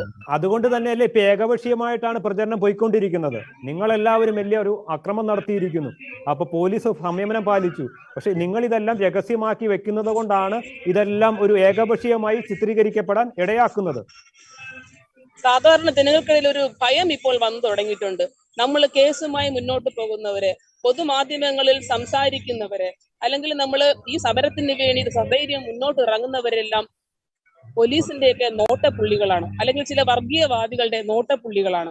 അപ്പൊ നമ്മളെയൊക്കെ വീണ്ടും വീണ്ടും നമുക്ക് ഊരാൻ പറ്റാത്ത കേസുകളിൽ ഇവര് ഉൾപ്പെടുത്തി നമ്മളെ വീണ്ടും തഴച്ചിടും എന്നുള്ളൊരു ഭയം കൊണ്ടാണ് പലപ്പോഴും നമ്മുടെ സഹോദരങ്ങള് ഈ ഒരു നീതിക്ക് വേണ്ടി നിയമയുദ്ധം ചെയ്യാൻ മടിക്കുന്നത്. കാരണം അവര് രക്ഷയ്ക്ക് വേണ്ടി എത്തിയ, നീതിക്ക് വേണ്ടി എത്തിയ, സുരക്ഷ കിട്ടേണ്ട, അഭയം കിട്ടേണ്ട ഒരു പോലീസ് സ്റ്റേഷനിൽ നിന്നാണ് ഇത്രയധികം ക്രൂരമർദ്ദനങ്ങളും അവഹേളനവും ആട്ടിപ്പായിക്കലും ഒക്കെ സ്ത്രീകൾക്ക് നേരിടേണ്ട ഒരു അവസ്ഥ ഉണ്ടായിരിക്കുന്നത്. ഇതൊരു മനുഷ്യാവകാശ ലംഘനം തന്നെ എന്നാണ് എനിക്ക് പറയുവാനുള്ളത്. ശരിക്കും അപ്പോൾ ഒരു വിഴിഞ്ഞത്തൊരു സ്ത്രീത്വത്തിന് നേരെ ഉണ്ടായ ഒരു അപമാനമൊക്കെയാണ് നടന്നിരിക്കുന്നത് അല്ലേ? ഉറപ്പായിട്ടും നമ്മൾ കേട്ടിട്ടുള്ളത്, നമുക്ക് അറിയാവുന്നുള്ളത്, നമ്മുടെ ഭരണഘടനയിലുള്ളത്, ഇന്ന് ആരെയും ഒരു പോലീസ് സ്റ്റേഷനിൽ മർദ്ദിക്കുവാനുള്ള ഒരു IPC നിയമവും നമുക്കിടയിലില്ല. എന്നിരിക്കെ നമുക്കിന്ന് നമ്മുടെ സ്ത്രീകളെയൊക്കെ പുരുഷ പോലീസ് ഉദ്യോഗസ്ഥരാണ് മൃഗീയമായി അടിച്ച് ചപ്പിയിരിക്കുന്നത്. ഇത് നമുക്ക് ഒരിക്കലും ഉൾക്കൊള്ളാൻ സാധിക്കാത്ത ഒരു വ്യവസ്ഥിതിയാണ്. അവരെന്ത് കുറ്റം ചെയ്തിട്ടാണ്? അവരുടെ കയ്യിൽ എന്തെങ്കിലും ആയുധങ്ങൾ ഉണ്ടായിരുന്നോ? അവർ നിങ്ങൾ എന്തെങ്കിലും ആക്രമിച്ചോ?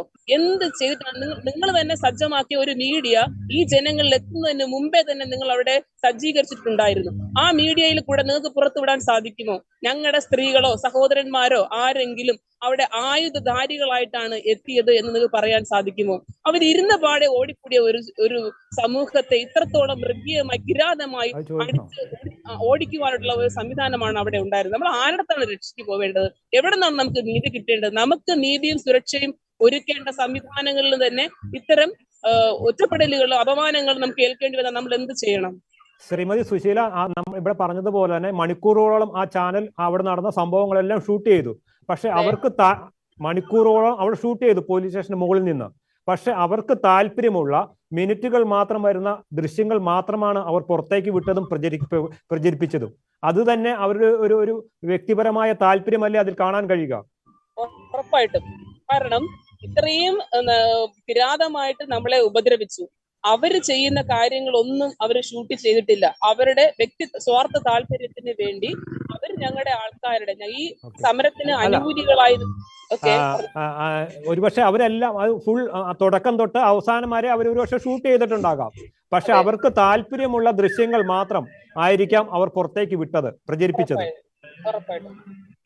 കാരണം സുശീല, നമുക്ക് പിന്നെ തിരിച്ചു വരാം. ഇനി നമുക്ക് സാമൂഹ്യ പ്രവർത്തകൻ ജോസഫ് ജോണിലേക്ക് പോകാം. ജോസഫ് ജോൺ വളരെ സാമൂഹ്യ പ്രവർത്തകനാണ്, സജീവ പ്രവർത്തകനാണ്.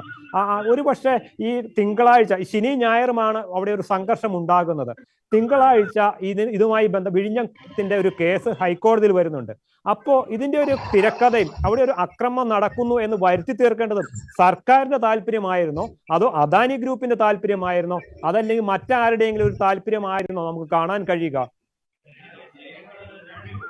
ബഹുമാനപ്പെട്ട ഈ മനോസാക്ഷിയുള്ള ലോകത്തോട് എനിക്ക് വിളിച്ചു പറയുവാനുള്ളത്, തിങ്കളാഴ്ച കോടതിയുടെ മുന്നില് കേസ് വരുമ്പോൾ പല പ്രാവശ്യം കോടതിയിൽ ഈ സർക്കാർ പറഞ്ഞ ചില കള്ളത്തരങ്ങൾ, അതായത് സമരത്തിന് വരുന്നവർ സ്ത്രീകളും ഗർഭിണികളും കുട്ടികളും ആയതുകൊണ്ട് അവരെ പ്രതിരോധിക്കാൻ സാധിക്കില്ലെന്നും പ്രതിരോധിച്ചാൽ സംഭവിക്കുമെന്നും രക്തച്ചൊരിച്ചിൽ ഉണ്ടാകുമെന്നും കോടതിയെ പല പ്രാവശ്യം താക്കീതിൽ നിന്ന് രക്ഷപ്പെടാനായി സർക്കാരിന്റെ അഭിഭാഷകൻ പറഞ്ഞിട്ടുണ്ടായിരുന്നു. അപ്പൊ വളരെ പരുഷമായി കോടതി ഇടക്കാല പ്രസ്താവനകളില് പറയുന്നത് കൊണ്ട് തന്നെ തിങ്കളാഴ്ച കൂടാതിരുന്ന സിറ്റിംഗില് ആ കോടതിയെ ബോധ്യപ്പെടുത്താൻ തലേ ദിവസം തന്നെയും പോലീസും സ്റ്റേഷനും പരിസരവും വളരെ കൃത്യമായി ഒരുക്കി വെച്ച് ചെറിയ ഇരയിട്ട് വലിയ മീനെ പിടിക്കുന്ന ഒരു പരിപാടിയാണ് കാണിച്ചു എന്ന് ഞാന് വളരെ സങ്കടമുണ്ട്, എനിക്ക് വളരെ ദുഃഖമുണ്ട്. എനിക്ക് സമൂഹത്തിന്റെ ഉന്നതിക്ക് വേണ്ടി ഏറെ കാലമായി പ്രവർത്തിച്ചുകൊണ്ടിരിക്കുന്ന എനിക്ക് സമൂഹത്തിന്റെ ഈ പാവപ്പെട്ട ജനങ്ങൾക്ക് ഇങ്ങനെ സംഭവിക്കുമ്പോൾ അധികം ദുഃഖമുണ്ട്. ഇവിടെ മനുഷ്യാവകാശ കമ്മീഷൻ പോലുള്ളവര് സ്വമേധയാ ഇത് അന്വേഷിക്കാനും കേസെടുക്കാനും ഈ പാവപ്പെട്ട മത്സ്യത്തൊഴിലാളികളെയും അല്ലെങ്കിൽ സമൂഹത്തിന്റെ അന്ധചിത്രത്തെ മുമ്പോട്ട് കൊണ്ടുപോകുന്ന ശക്തികളെയും തുറുങ്കലിലടക്കുകയാണ് വേണ്ടത്. ജോസഫ് ജോൺ, ഞാനൊരു കാര്യം ചോദിച്ചോട്ടെ. അങ്ങനെയാണെങ്കിൽ 130 ദിവസത്തോളം വളരെ സമാധാനപരമായിട്ടാണ് ഈ സമരം പോയത്. അത് തന്നെയായിരുന്നു സമരത്തിന്റെ വിജയവും. അങ്ങ് പറഞ്ഞതുപോലെ ഈ സർക്കാരിന്റെ ഒരു ചൂണ്ടയിൽ, ഈ പ്രകോപനത്തിന്റെ ചൂണ്ടയിൽ ഈ സമരക്കാർ കൊത്താൻ പാടുണ്ടായിരുന്നോ? എങ്കിൽ അത് മാറ്റി നിർത്തേണ്ടതായിരുന്നില്ലേ? ഇവിടെ സ്വാഭാവികമായും ഈ മഞ്ഞപ്പിത്തുള്ള കാർട്ടൊക്കെ മഞ്ഞ എന്നതുപോലെ മയക്ക് കിട്ടിയാൽ നമ്മുടെ പ്രിയപ്പെട്ട ജനപ്രതിനിധികൾ ആക്രോശിക്കുന്നുണ്ടായിരുന്നു. ഈ സമൂഹം രാജ്യദ്രോഹികളാണെന്നും വികസന വിരോധികളാണെന്നും പറയുമ്പോൾ ഞാനൊന്ന് ചോദിച്ചോട്ടെ, ഈ അവതാരകന്റെ മൂക്കിലിട്ട് 4 പ്രാവശ്യം എന്റെ വിരൽ കൊണ്ട് ഞാൻ തട്ടുമ്പോൾ 5ാമത്തെ പ്രാവശ്യം അവതാരകൻ എന്റെ കൈ തടയുക മാത്രമല്ല എന്റെ കരണക്കുത്തിക്ക് അടിക്കാനുള്ള മാനസികാവസ്ഥ വരും. സ്വാഭാവികമായും ഏറെ നാളുകളായി ഈ മത്സ്യത്തൊഴിലാളികളുടെ ആവശ്യങ്ങൾ ചോദിക്കുമ്പോഴൊക്കെ അവരെയൊക്കെ വളരെ വളരെ മോശമായി അസഭ്യം പറയുകയും വളരെ തേജോവധം ചെയ്യുകയും ഇങ്ങനെ രാജ്യദ്രോഹി അല്ലെങ്കിൽ വികസന വിരോധി എന്നൊക്കെ പറഞ്ഞ് ആക്ഷേപിക്കുമ്പോൾ സ്വാഭാവികമായും മനസ്സിലെ പ്രയാസങ്ങളുണ്ടാവും. മനസ്സിന്റെ നിയന്ത്രണം വിടുമ്പോൾ ചെയ്യുന്നതൊക്കെ ചിലപ്പോൾ യാന്ത്രികമായെന്നിരിക്കാം. അവർ സംസാരിക്കുമ്പോൾ ചില അക്ഷരങ്ങളോ വാക്കുകളോ പിഴച്ചാല് അതിൽ മാത്രം തൂങ്ങി ചർച്ച ചെയ്യപ്പെടുന്ന മുഖ്യധാരാ മാധ്യമങ്ങള് എനിക്ക് പുച്ഛമായിട്ടേ കാണാൻ സാധിക്കുന്നുള്ളൂ. കാരണം ഇന്ന് ഇന്ത്യ മഹാരാജ്യത്ത്, പ്രത്യേകിച്ച് കേരളത്തില്, അതിനേക്കാൾ പ്രത്യേകിച്ച് മത്സ്യങ്ങൾക്ക് ഇത്രയും വിഷയങ്ങൾ, ആഴമായ ദുഃഖങ്ങൾ, ആഴമായ നഷ്ടങ്ങൾ, ആഴമായ പരിവേദനങ്ങൾ ഉള്ളപ്പോൾ അതൊന്നും ചർച്ച ചെയ്യപ്പെടാതെ വെറും വാക്കുകളുടെ പിറകെ പോകുക, അല്ലെങ്കിൽ ഈ മത്സ്യത്തൊഴിലാളികളുടെ ആവശ്യങ്ങൾക്ക് എതിരെ സമൂഹത്തെ തെറ്റിദ്ധരിപ്പിക്കുക എന്ന പ്രക്രിയകളും കുൽസിതമായ വൃത്തികെട്ട രീതിയിലുള്ള മാർഗങ്ങൾ അവലംബിച്ച് ഈ പാക്കേജായി മാറ്റിവെച്ച പൈസ കൊടുക്കാതിരിക്കാനും ഈ ലോകത്തിന്റെ ചിന്തയിൽ നിന്ന് ഈ ന്യൂനപക്ഷങ്ങളെ ഇല്ലാതാക്കി ഈ വർഗത്തെ ഉന്മൂലനം ചെയ്യാൻ കരുതിക്കൂട്ടി നടക്കുന്ന പ്രവർത്തനങ്ങള് ഇപ്പോൾ ഈ അടുത്ത കാലത്തായി വൻകിട കോർപ്പറേറ്റ് മാഫിയകൾ നടക്കുന്നതായി പ്രകടമായിട്ടുണ്ട്. എന്താ ഒന്നാമത്തെ കാര്യം ഞാൻ പറയാം. ഇവിടെ CAG റിപ്പോർട്ട് വന്നപ്പോൾ ബഹുമാനപ്പെട്ട ഹൈക്കോടതി തന്നെ ചോദിച്ചു, എന്താ സംസ്ഥാനത്തിന് ലാഭമില്ലാത്ത ഈ പ്രോജക്റ്റ് ഇവിടെ കൊണ്ടുവരേണ്ട നിർബന്ധം ആണുള്ളത്? രണ്ടധികം ചോദിച്ചത് CAG റിപ്പോർട്ട് മാത്രമല്ല, 2015 ഇവിടെ UDF ഭരിച്ചുകൊണ്ടിരിക്കുമ്പോഴാണ് ഈ പദ്ധതി വരുന്നത്. ഉമ്മൻചാണ്ടി മുഖ്യമന്ത്രിയായിരുന്ന സമയത്താണ് ഈ പദ്ധതി അവിടെ യാഥാർത്ഥ്യമാകാൻ പോകുന്നത്. ഇന്ന് ഭരിക്കുന്ന CPM-ന്റെ മുഖപത്രമായ ദേശാഭിമാനിയുടെ 2015 ഏപ്രിലിലെ മുഖപത്രത്തിൽ പറയുന്നത്, ആ ഒരു 1-ാം പേജിൽ പറയുന്നത് കടൽക്കൊള്ള നടക്കാൻ പോകുന്നു എന്നതാണ്. 5000 കോടി രൂപയുടെ ഒരു റിയൽ എസ്റ്റേറ്റ് ബിസിനസ് നടക്കാൻ പോകുന്നു. ഇതൊരു വലിയ കടൽ കൊള്ളയാണ് എന്നാണ് ഈ CPM പോലുള്ള ആ പാർട്ടികൾ അന്ന് ആക്ഷേപിച്ചത്. അവരാണ് ഇന്ന് ഈ സമരത്തിനെതിരെ ശക്തമായി മുന്നോട്ട് വന്നത് എന്നത് നാം കാണേണ്ടതായിട്ടില്ലേ? പ്രിയപ്പെട്ട അവതാരകൻ, എനിക്ക് പറയുവാനുള്ളത്, ഈ വികസനം എന്ന വെമ്പൊടി ചാലിച്ച് ഇടതുപക്ഷ സർക്കാർ പറയുമ്പോൾ ഇവിടെ ആദ്യമായ കയർ പിരിക്കുന്ന യന്ത്രം വന്നപ്പോൾ ഇവിടെ ഈ കേരളത്തെ കത്തിച്ചിട്ടുണ്ട്. കമ്പ്യൂട്ടർ വന്നപ്പോ കേരളത്തെ എല്ലാ ഓഫീസുകളിലും തട്ടിട്ടുണ്ട്. എന്തെങ്കിലും പറയുന്നു, റെഡിമിക്സ്, അതുപോലുള്ള എത്രയെത്ര വികസനങ്ങൾ വന്നപ്പോൾ ഇവിടെ വരാൻ പറ്റില്ല എന്ന് പറഞ്ഞിട്ട് ഈ കേരളത്തെ അടിച്ച് തകർത്ത് കോടിക്കണക്കിന് രൂപയുടെ നഷ്ടം വരുത്തി ജനങ്ങളുടെ ജീവനും അവരുടെ സഞ്ചാര സ്വാതന്ത്ര്യത്തിനും ഇല്ലാതാക്കിയവര് ഇപ്പൊ വികസനത്തിനെ കുറിച്ചാണ് പറയുന്നത്. അങ്ങനെയെങ്കിൽ VS അച്യുതാനന്ദനും MA ബേബിയും മന്ത്രി വീണ ജോർജും തോമസ് ഐസക്കും ഒക്കെ എന്താ നേരത്തെ പറഞ്ഞത്? ഇത് അഴിമതി പോർട്ടാണ്, ഇത് വിനാശമാണ്, മത്സ്യത്തൊഴിലാളികൾക്ക് മത്സ്യബന്ധനം അന്യമാകാൻ പോകുന്നു എന്ന് തുടങ്ങി ഒത്തിരിയേറെ പ്രസ്താവനകൾ പറഞ്ഞവര് ഇന്ന് വികസനത്തിന്റെ മേമ്പൊടി ചാത്തുന്നു. എന്താണ് വികസനം? വികസനം എന്നത് ഒരു പ്രോജക്റ്റ് വരുമ്പോൾ ആ പ്രദേശത്തുള്ള അല്ലെങ്കിൽ രാജ്യത്തിനോ ഭൂരിഭാഗം ഉപയോഗപ്രദമാണെങ്കിൽ മാത്രമേ അതിന് വികസനം എന്ന് പറയാൻ സാധിക്കുള്ളൂ. തുച്ഛമായ 550 പേർക്ക് പൂർണ്ണമായി ലാഭം വരുന്ന പ്രോജക്റ്റ് ആകുമ്പോൾ മാത്രം 1%, അതായത് 30 വർഷത്തിന് ശേഷം 1% മാത്രം ലാഭം കേരള സർക്കാരിന് കൊടുക്കുമെന്ന് പറഞ്ഞു.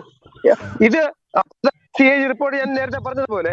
അപ്പൊ ഒരു ലാഭവുമില്ലാത്ത ഈ പ്രോജക്റ്റ് ആർക്കാണ് ആവശ്യം?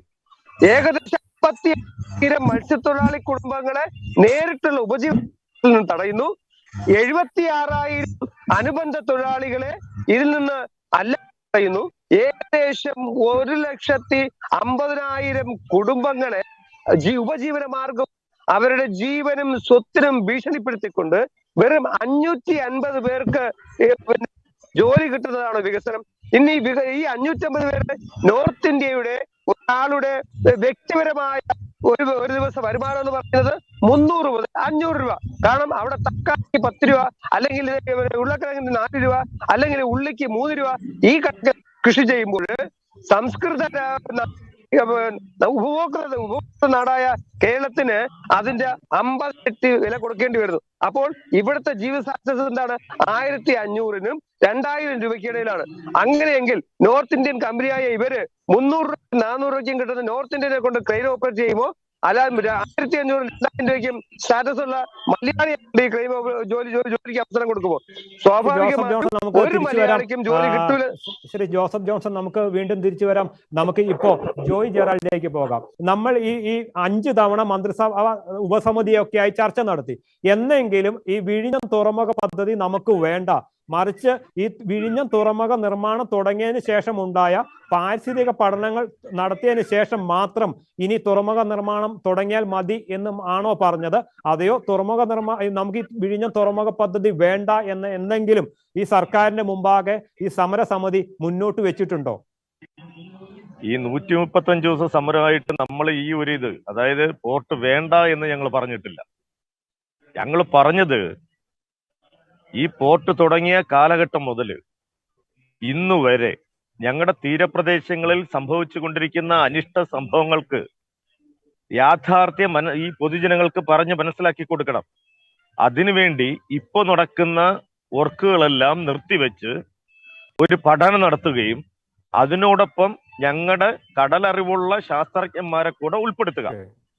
ആ ഉൾപ്പെടുത്തിയതിനു ശേഷം മാത്രം അടുത്തൊരു പണി നടക്കട്ടെ എന്നാണ് ആ ഒന്നാമത്തെ വിഷയങ്ങളിൽ. പക്ഷേ ശ്രീ ജോയ് ജെറാൾഡ്, നിങ്ങളെ കുറിച്ചുള്ള ഒരു ആക്ഷേപം എന്താണെന്ന് ചോദിച്ചാൽ ഈ തുറമുഖം വേണ്ട എന്ന രീതിയിൽ നിങ്ങൾ പറഞ്ഞു. അതാണ് നിങ്ങളെ രാജ്യദ്രോഹികൾ എന്ന് വിളിക്കപ്പെടാൻ കാരണം എന്നാണ് ഇപ്പോൾ പ്രചരിപ്പിക്കപ്പെടുന്നത്. അത് ഈ മത്സ്യത്തൊഴിലാളികളെ തെറ്റിദ്ധരിപ്പിക്കാൻ വേണ്ടിയാണ്. ഈ പറയുന്നവരാണ് പറഞ്ഞത് തുറമുഖം വേണ്ട എന്ന്, ഞങ്ങളല്ല. ആരാണോ പൊതുജനങ്ങളുടെ അടുത്ത് തുറമുഖം വേണ്ട എന്ന് പറഞ്ഞത് അവർ തന്നെയാണ്. ഞങ്ങൾ പറയാതെ അവർ തന്നെയാണ് പറയുന്നത് തുറമുഖം വേണ്ട എന്ന്. പക്ഷെ ഞങ്ങൾ ഇന്ന് പറയുന്നത് എന്താ? ഈ കഴിഞ്ഞ കാലങ്ങളിൽ മത്സ്യത്തൊഴിലാളികൾക്ക് സംഭവിച്ച നെഗറ്റീവ് ഇമ്പാക്റ്റുകളുണ്ട് ഒരുപാട്. അതിനെ പൊതുജനങ്ങൾക്ക് മനസ്സിലാക്കി കൊടുക്കാൻ വേണ്ടിയാണ് നമ്മൾ പറയുന്നത് തൽക്കാലം പണി നിർത്തിവെക്കാൻ.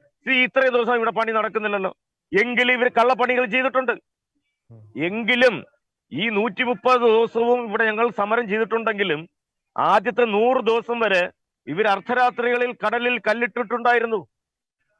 ഏകദേശം 10ഓളം ഏക്കറാണ് അനധികൃതമായിട്ട് മത്സ്യമേഖലയിലെ ആ മത്സ്യഗ്രാമത്തിനകത്തുള്ള ഫിഷിംഗ് ഹാർബർ തകരാൻ കണക്കായിട്ട് അവർ അർദ്ധരാത്രികളിൽ കല്ല് കടലിൽ കൊണ്ടിട്ടു. 10,000 കണക്കിന് ലോഡ് മണല്, കടപ്പുറ മണല് ഈ പോർട്ടിന്റെ ഉള്ളിൽ നിന്ന് വിവിധ സ്ഥലങ്ങളിൽ പോകുന്നുണ്ട്. അപ്പൊ ഇത് ഞങ്ങളൊന്നും അനുവദിക്കാതെയാണ് ഇരിക്കുന്നത്. ശരി ജോയി, അപ്പൊ ഈ മണലൊക്കെ കടത്തുന്നത് മറ്റ് താല്പര്യങ്ങൾക്ക് വേണ്ടിയിട്ടാണോ? അതെന്തിനു വേണ്ടിയിട്ടാണ് ഇങ്ങനെയൊക്കെ ചെയ്യുന്നത്? ഇത് മറ്റു താല്പര്യങ്ങൾക്ക് വേണ്ടി തന്നെയാണ്. ഇതിന്റെ ഇടയിൽ നിന്ന് ആരൊക്കെ പൈസകൾ ഉണ്ടാക്കുന്നു, അതിന്റെ പ്രോഫിറ്റുകൾ മറ്റു പല രീതിയിലും പോകുന്നുണ്ട്. ശ്രീ ജോയി, ഈ മണലൊക്കെ പുറത്ത് വിൽക്കുകയാണോ? ആയിരിക്കാം, ഓക്കെ, ആയിരിക്കാം, പുറത്ത് വിൽക്കുമായിരിക്കാം. നമ്മൾ ഇരിക്കുന്ന ഇവിടെ കൺസ്ട്രക്ഷന് വേണ്ടി ഉപയോഗിക്കുന്നതെല്ലാം കടപ്പുറ മണലാണ്. ഈ പോർട്ടിനുള്ളിലും കടപ്പുറ മണൽ ഉപയോഗിക്കുന്നുണ്ട്. പക്ഷെ പുറത്ത്, ഈ പോർട്ടിന്റെ പുറത്ത് നടക്കുന്ന പണികൾക്കും ലോഡ് കണക്കിന് മണ്ണുകളാണ്, കടപ്പുറ മണലുകളാണ് ഇവിടുന്ന് പൊയ്ക്കൊണ്ടിരിക്കുന്നത്. ഞങ്ങളുടെ സമരത്തിന്റെ ഒരു ഭാഗം എന്ന് പറയുന്നത് തീരെ നഷ്ടപ്പെടുന്നു. ഒരു സൈഡിൽ ഇരിക്കുന്ന മണൽ മറു സൈഡ് പോകുമ്പോൾ അടുത്ത സമയത്ത് ഈ മണൽ തിരിച്ചു വരേണ്ടതാണ്. ഈ പറയുന്ന കാര്യങ്ങളിൽ നിങ്ങൾക്ക് എന്തെങ്കിലും കൃത്യമായ തെളിവുകളെല്ലാം ഹാജരാക്കാൻ, മണൽ കടത്തുന്നതിനൊക്കെ എന്തെങ്കിലും കൃത്യമായ ഒരു തെളിവുകൾ ഹാജരാക്കാൻ കഴിയുമോ? വെറും ആക്ഷേപമായിട്ട് ഇതിനെ കാണാൻ കഴിയുമോ? ആക്ഷേപമല്ല. ഈ കഴിഞ്ഞ 16-ാം തീയതി രാത്രി 10ഓളം ലോറികളിൽ മണൽ കടത്തിയത് പിടിച്ചു നിർത്തി പോലീസ് ഉദ്യോഗസ്ഥരുണ്ടായിരുന്നു. പിറ്റേന്ന് പോലീസ് കേസെടുക്കാൻ തയ്യാറായോ? പോലീസ് ഇതുവരെയും കേസെടുത്തിട്ടില്ല. ADM-ന് കംപ്ലൈന്റ് കൊടുത്തിരിക്കുകയാണ് ഞങ്ങള്. ADM-ന് കംപ്ലൈന്റ് കൊടുത്തിരിക്കുന്നു. ADM പറഞ്ഞിരിക്കുന്നത് എന്തെന്നാ, നിങ്ങൾ ശാന്തമായിട്ട് പോകൂ, ഞാൻ ഈ പേപ്പർ അന്വേഷിച്ച് വേണ്ട രീതിയിൽ ഞങ്ങൾക്ക് എഴുതി തന്നിരിക്കുകയാണ്. പക്ഷെ ദിവസം ഇത്രയായിട്ട് 2 ആഴ്ച കഴിഞ്ഞിട്ടും ഗവൺമെന്റ് അത്തരത്തിൽ നടപടിക്ക് പോയില്ല. പക്ഷേ സ്ഥലത്തില്ലാത്തുണ്ടായിരുന്ന ഒരു വ്യക്തിയെ മാത്രമല്ല, പല വ്യക്തികളും ഈ സമരപന്തലിൽ വരാത്ത പല വ്യക്തികളുടെ പേരിലും 1-ാം പ്രതിയും 2-ാം പ്രതിയും 10-ാം പ്രതിയും 100-ാം പ്രതിയും ആക്കുന്ന പോലീസ് ഉദ്യോഗസ്ഥരെ ഉടനെ അറസ്റ്റ് ചെയ്യാൻ നിന്നിട്ടുണ്ടെങ്കിൽ എന്തേ കടപ്പുറം മണല് രാമനം മോഷ്ടിച്ചു കൊണ്ടുപോകുന്ന ആൾക്കാരെ അറസ്റ്റ് ചെയ്യാത്തത്? ശ്രീ ജോയി, സർക്കാരിനെതിരെയും പോലീസിനെതിരെയും വളരെ ഗുരുതരമായ ഒരു ആരോപണമാണ് അങ്ങ് ഉന്നയിച്ചിരിക്കുന്നത്. ഇത് ആരോപണമല്ല സഹോദര, ഇത് ആരോപണമല്ല. നമ്മൾ രേഖാമൂലം എഴുതി കൊടുത്ത പേപ്പർ ഇന്ന് ADM-ന്റെ കയ്യിലുണ്ട്. ADM-ന്റെ കയ്യിലുണ്ട്. ADM ഞങ്ങൾക്ക് അത് എഴുതി തന്നിട്ടുണ്ട്. ഇത് എത്രയും പെട്ടെന്ന് തന്നെ വേണ്ട നടപടികൾ സ്വീകരിക്കാമെന്ന് എഴുതിയിട്ടുണ്ട്. ഇത് ആരോപണമല്ല. അന്ന് പോലീസ് ഉദ്യോഗസ്ഥരുണ്ടായിരുന്നു, ADM ഉണ്ടായിരുന്നു. കാരണം 16-ാം തീയതി രാത്രി നടക്കുന്ന സംഭവത്തിന് പിറ്റേന്ന് 17-ാം തീയതി ഏകദേശം 8-9 മണിയോടെ ADM-ഉം ഉദ്യോഗസ്ഥരും ഇവിടെ വന്നായിരുന്നു, പോലീസ് ഉദ്യോഗസ്ഥരൊക്കെ വന്നായിരുന്നു. അവരുടെ അടുത്ത് നമ്മൾ കാര്യങ്ങൾ പറഞ്ഞു. ഈ മണ്ണ് കടത്തിയ സമയത്തിന് പോലീസ് ഉദ്യോഗസ്ഥർ അവിടെ ഉണ്ടായിരുന്നു, കണ്ടവരുണ്ടെന്നേ. അതുകൊണ്ട് തന്നെയാണ് നമ്മൾ ഇത് ആരോപണമൊന്നുമല്ല, ഇത് നടന്ന ഫാക്ട് നമ്മൾ ADM-ന് എഴുതി കൊടുത്തിട്ടുണ്ട്, അവര് മനസ്സിലാക്കിയിട്ടുണ്ട്. അപ്പൊ ശരിക്കും വിഴിഞ്ഞം പദ്ധതിയുടെ വികസനത്തിന്റെ പേരിൽ ഇത്തരത്തിലുള്ള കൊള്ളകളാണ് ഇപ്പോൾ അവിടെ നടന്നുകൊണ്ടിരിക്കുന്നത്. വളരെ ഗുരുതരമായ ഒരു ആക്ഷേപമാണ്, ഒരു ആരോപണമാണ് അങ്ങ് ഉന്നയിച്ചിരിക്കുന്നത്. ആ കൊള്ളകൾ മാത്രമല്ല, ഇവരുടെ ഗോഡൌണുകളിലോ അല്ലെങ്കിൽ ഇവർ ചെയ്യുന്ന ഈ സ്ഥലങ്ങൾ എവിടെയെങ്കിലും എംസാൻഡോ റിവർ സാൻഡോ ഉള്ളതായിട്ട് നിങ്ങൾക്ക് കണ്ടെത്തി തരാൻ പറ്റുമോ? ഈ കടപ്പുറത്ത് നിന്ന് വരുന്ന മണലുകൾ ഇവർ മറ്റു കോൺക്രീറ്റ് വർക്കുകളെല്ലാം ഉപയോഗിക്കുകയാണ്. എവിടെയാ പറഞ്ഞിട്ടിരിക്കുന്നത് കോൺക്രീറ്റ് വർക്കുകൾക്ക് കടപ്പുറം മണൽ ഉപയോഗിക്കാമെന്ന് പറഞ്ഞിട്ട്? ഈ ഇരിക്കുന്ന ഇന്റർലോക്കൽ മെയ്ഡ് ചെയ്തിരിക്കുന്നത് കടപ്പുറം മണൽ ചേർത്താണ് എല്ലാ കൺസ്ട്രക്ഷൻ വർക്കുകളും. ഇവിടെ ഈ പോർട്ടിനകത്ത് കയറി കഴിഞ്ഞാൽ ഒരു ചട്ടി എംസാൻഡ് നമുക്ക് കാണാൻ പറ്റൂല. ഇതൊരു കൺസ്ട്രക്ഷൻ സൈറ്റ് അല്ലേ? നമുക്ക് കാണേണ്ടത് സിമന്റ് കാണണം, മെറ്റൽ കാണണം, റിവർ സാൻഡോ അല്ലെങ്കിൽ എംസാൻഡോ കാണണം. പക്ഷെ ഈ 2 സാധനം അതിനകത്തില്ല. പക്ഷെ കടപ്പുറം മണൽ കൂട്ടിയിട്ടുണ്ട്. പക്ഷെ ഈ കടപ്പുറം മണൽ രാത്രി വലിയ ലോഡുകളിൽ പുറത്ത് പോകുന്നുണ്ട്. അത് ടോറസിലാണ്, ചെറിയ വണ്ടിയൊന്നുമല്ല, വലിയ വണ്ടിയിൽ തന്നെയാണ് ഈ കടപ്പുറം മണലുകളിൽ ഇവിടെ നിന്ന് കടത്തിക്കൊണ്ട് പോകുന്നത്. ഈ കടത്തിക്കൊണ്ട് പോകുന്ന മണല് അത് ഈ വിഴിഞ്ഞം പദ്ധതിക്ക് വേണ്ട നിർമ്മാണത്തിന് വേണ്ടിയിട്ടാണോ, അതോ പുറത്ത് ആർക്കെങ്കിലും ഇത് മറച്ചു വിൽക്കുന്ന ഒരു സാഹചര്യമുണ്ടോ? ഈ മറച്ചു വിൽക്കുന്ന സാഹചര്യം ഞാൻ കണ്ണുകൊണ്ടൊന്നും കണ്ടിട്ടൊന്നുമില്ല. ഇവിടുത്തെ പദ്ധതി പ്രദേശം എന്ന് പറയുന്നത് ഈ ഇരിക്കുന്ന ആ ഗേറ്റ് ആണ്, അവിടുത്തെ വലിയ ഗേറ്റ് ആണ്. അവിടെ നിന്ന് ഏകദേശം 2 കിലോമീറ്റർ അപ്രോച്ച് റോഡ് എന്ന് പറഞ്ഞ ഒരു സാധനം പണിയുന്നുണ്ട്. ആ അപ്രോച്ച് റോഡിന്റെ ജോലിയൊന്നും എന്റെ അറിവ് ശരിയാണെന്നുണ്ടെങ്കിൽ അദാനിയുടെ കോൺട്രാക്റ്റിൽ വരുന്നതല്ല, അത് ഗവൺമെന്റാ ചെയ്യേണ്ടത്. അപ്രോച്ച് റോഡിന്റെ പണിയല്ല എന്നാണ് എന്റെ അറിവ്. അങ്ങനെയാണെന്നുണ്ടെങ്കിൽ ഈ പണിക്കെല്ലാം ഈ അപ്രോച്ച് റോഡിന് ചെയ്തിരിക്കുന്ന ബാക്ക് ഫില്ലിങ്ങും കാര്യങ്ങൾക്കെല്ലാം ചെയ്തിരിക്കുന്നത് കടപ്പുറം മണൽ ചേർത്തിട്ടാണ്. ഇനി കൺസ്ട്രക്ഷൻ കോൺക്രീറ്റ് മൗൾഡുകൾ, കോൺക്രീറ്റ് ബ്ലോക്കുകൾ ചെയ്തിരിക്കുന്നതെല്ലാം ഇങ്ങനെയാണെന്നേ നമുക്ക് കാണാൻ പറ്റത്തുള്ളൂ. ഓക്കെ, ജോസഫ് ജോൺസൺ, വളരെയധികം കേസുകളാണ് ഇനി വരാൻ പോകുന്നത്. ഒരുപക്ഷെ നാളെ ഹൈക്കോടതി മുമ്പാകെ ഈ വിഴിഞ്ഞം പദ്ധതിയുമായി ബന്ധപ്പെട്ട ഹർജി വീണ്ടും നാളെ ഹൈക്കോടതി പരിഗണിക്കുന്നുണ്ട്. ഇതിന് ശേഷം ഒരുപക്ഷെ സർക്കാരിന്റെ ഇപ്പോഴുള്ള ഒരു മുഖമായിരിക്കില്ല നാളെ കഴിഞ്ഞ് കാണാൻ പോകുന്നത്. പോലീസിന്റെ ഭാഗത്ത് നിന്ന് ഇന്ന് അതിന്റെ ഒരു സൂചന മുഖ്യമന്ത്രിയും DGPയും അടക്കമുള്ളവർ വ്യക്തമാക്കി കഴിഞ്ഞു. അപ്പൊ ഇനി ഈ സമരത്തെ എങ്ങനെയായിരിക്കും അവർ മുന്നോട്ട് കൊണ്ടുപോകാൻ കഴിയുക അവർക്ക്? ഇവിടെ നമ്മൾ ഒരു കാര്യം ശ്രദ്ധിക്കേണ്ടത്, ഈ സമരം തുടങ്ങിയ അന്ന് മുതൽ ഇവിടെ വരുന്ന വാഹനങ്ങളെ വിലക്കുന്നു, അവരെ ഭീഷണിപ്പെടുത്തുന്നു, അവർക്കെതിരെ കേസ് ഫയൽ ചെയ്യുമെന്ന് ഇവർ ആരോപിക്കുന്നു. തുടക്കം മുതലേ ഉണ്ട്. ഇതൊക്കെ വകവയ്ക്കാതെയാണ് മത്സ്യത്തൊഴിലാളികളുടെ അവന്റെ നിലനിൽപ്പിന്റെ സമരത്തിന് വേണ്ടി അവൻ ഇവിടെ ആത്മാർത്ഥമായി എത്തിച്ചേർന്നുകൊണ്ടിരിക്കുന്നത്. എന്നാലും അവർ ഭീഷണിപ്പെടുത്തി കേസെടുക്കുമെന്ന് അവർ എത്ര പറഞ്ഞാലും ഇതിനെ ധൈര്യത്തോടെ മുന്നോട്ട് വരാൻ ഇന്നും മത്സ്യത്തൊഴിലാളികൾക്ക് ഒരു കുറവുമില്ല എന്നുള്ള യാഥാർത്ഥ്യം ആദ്യം കാണുക. രണ്ട്, സ്വാഭാവികമായും എല്ലാ രാഷ്ട്രീയ പാർട്ടികൾക്കും ഒന്നുപോലെ ഈ പോർട്ട് നിർമ്മാണം നടക്കണമെന്ന് ആഗ്രഹിക്കുന്നത് എന്തുകൊണ്ടാണെന്ന് ഞാൻ പറയാൻ നിങ്ങൾക്കറിയാം. അത് നിൽക്കട്ടെ. അപ്പോ സർക്കാരിന് എന്ത് കള്ളക്കളി കളിച്ചാലും എന്ത് തന്നെ ചെയ്താലും ഇതിനെ അടിച്ചമർത്താൻ ശ്രമിക്കും എന്ന് ഞാൻ മനസ്സിലാക്കുന്നു.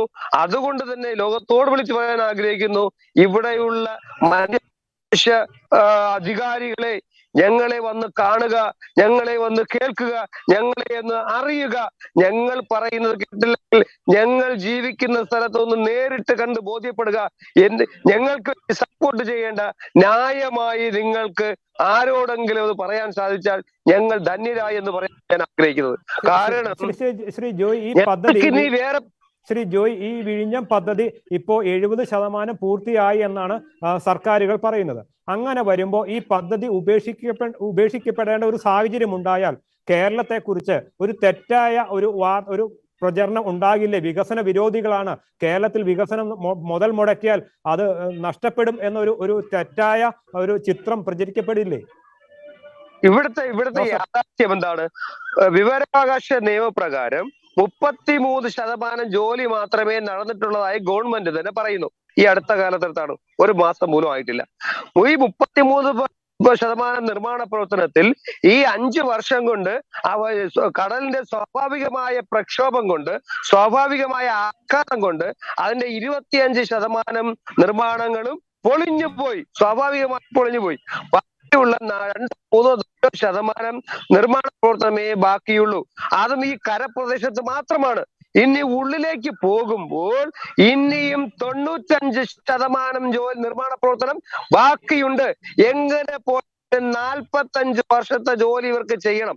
പക്ഷേ നിർമ്മാണം തുടങ്ങിയാൽ 2-3 വർഷത്തിനുള്ളിൽ തീരപ്രദേശത്തിന്റെ തീരം 1.5 കിലോമീറ്റർ വീതിയിൽ പൂർണ്ണമായും പള്ളികളും പള്ളിക്കൂടങ്ങളും തീരദേശവാസികളും ഇവിടെ നിന്ന് എങ്ങോട്ടെങ്കിലും ഒന്നുകിൽ ഞങ്ങൾ കൊന്നവർ മാറ്റും, അല്ലെങ്കിൽ ഞങ്ങൾ പേടിച്ചങ്ങോട്ട് പലായനം ചെയ്യേണ്ട ഗതികേടിലോട്ട് പട്ടിണി കൂമ്പാരങ്ങളെ ഇവർ കാണേണ്ടി വരും. രണ്ടാമത്തെ കാര്യം നിങ്ങൾ ചോദിച്ചത്, ശ്രീ ജോസഫ് ജോൺസൺ, ഏത് വികസന പദ്ധതികളും നാട്ടിൽ നടപ്പാക്കുമ്പോൾ അതിന്റെ ചെറിയ രീതിയിലുള്ള ഒരു ദോഷവശങ്ങളും ഉണ്ടാകും. അത് മാത്രമല്ല ഈ വിഴിഞ്ഞം പദ്ധതിയിൽ നമുക്ക് കാണാൻ കഴിയുക. ഇല്ല, ഇവിടെ ഗുരുതരം ചെറുതായിട്ട് വന്ന നമുക്ക് ആലോചിക്കാം. മെജോറിറ്റി നന്മയും ന്യൂനപക്ഷ തിന്മയും ഉണ്ടെങ്കിൽ നമുക്ക് മനസ്സിലാക്കാം. ഇതെന്താ തുച്ഛമായ ഒരു ലാഭത്തിന് വേണ്ടി നമ്മുടെ തീരപ്രദേശങ്ങളെ കോർപ്പറേറ്റുകൾക്ക് തീരുന്നത് വികസനമല്ല. വികസനം ഞാൻ ആദ്യം പറഞ്ഞ പോലെ വികസനം ഇനി രണ്ടാമത് ഞാൻ പറഞ്ഞ സമയം കളയുന്നില്ല. പക്ഷേ ഒരു വികസനം എന്നുള്ള യാഥാർത്ഥ്യം ആദ്യം എന്ത് തിരിച്ചറിയണം. ഈ കപട വികസനവാദികള്, ഞാൻ കപട വികസനവാദികള് എന്ത് മുല്ലപ്പൊടി ചാലിച്ചു കൊണ്ടുവന്നാലും ഇത് പുതിയ തലമുറ തിരിച്ചറിയുന്നു എന്നുള്ള ഒരു പുതിയ ദിശാബോധം സമൂഹത്തിന് കൊടുക്കാൻ ഈ തൊഴിലാളികൾക്ക് സാധിക്കുന്നു എന്നാണ് ഏറ്റവും വലിയ മെറിറ്റ്. കാരണം എല്ലാം അവര് പുലമ്പുന്നതെല്ലാം അതേപടി വിഴുങ്ങാൻ പുതിയ തലമുറയ്ക്ക്, അല്ലെങ്കിൽ മത്സ്യത്തൊഴിലാളിക്ക്, അല്ലെങ്കിൽ സമൂഹത്തെ നന്മയ്ക്ക് വേണ്ടി പ്രവർത്തിക്കുന്നവർക്ക് സാധിക്കില്ല എന്നും അതിനെ അപ്പീൽ ചെയ്യുമെന്നും അതിനെതിരെ ജീവൻ മരണ പോരാട്ടം നടത്തുമെന്നും ഒരു ചിന്ത ഇതുപോലെ കപട വികസനവാദികളുടെ ഉള്ളിൽ ഉറപ്പായിട്ട് നിർത്താൻ ഈ സമരം ഉപയോഗപ്പെടുമെന്നുള്ളത് പെടുന്നു എന്നതിൽ എനിക്ക് സന്തോഷമുണ്ട്.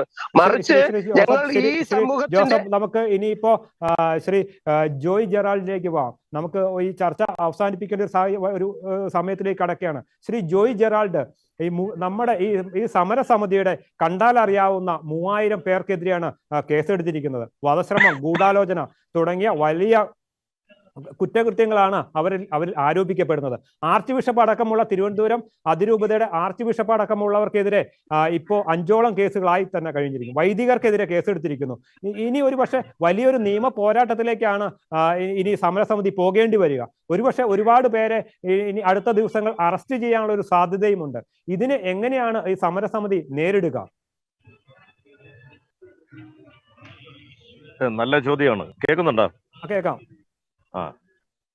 അവര് 3000 പേരെ കണ്ടാൽ അറിയുന്ന 3000 പേരെ വെച്ച് കഴിഞ്ഞ ഞായറാഴ്ച നടന്നതിനെ പറ്റി എഫ്ഐആറും കാര്യങ്ങളൊക്കെ ഇട്ടിട്ടുണ്ട്.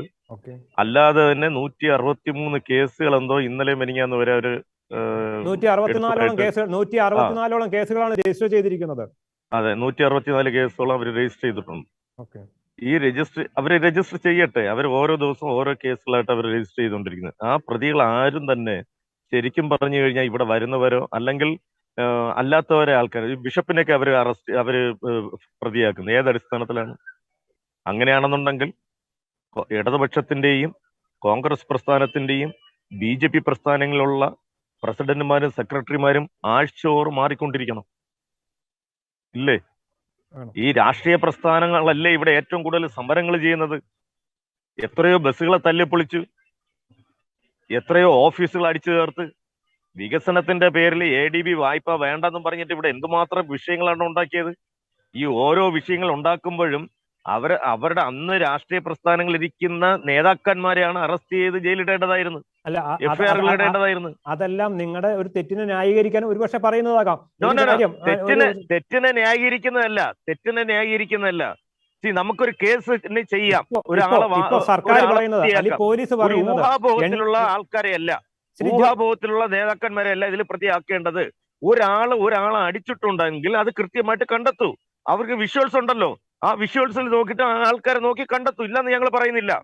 പിന്നെ ഏത് കേസ് വന്നിരുന്നാലും നമ്മുടെ ആൾക്കാരെ തരണം ചെയ്ത് ആ കേസിനുമായിട്ടുള്ള കാര്യങ്ങളായിട്ട് തന്നെ പോകും. കാരണം ഈ സമരം എന്ന് പറയുന്നത് വെറുതെ അടിപിടി ബഹളം ഉണ്ടാക്കാൻ വേണ്ടിയുള്ള സമരങ്ങളൊന്നുമല്ല. മത്സ്യത്തൊഴിലാളികളുടെ അതിജീവനത്തിന് വേണ്ടി നടത്തുന്ന ഒരു സമരമാണ്. ആ 7 ആവശ്യങ്ങളും കൃത്യമായിട്ട് തന്നെ നമുക്ക് വേണ്ടതാണ്.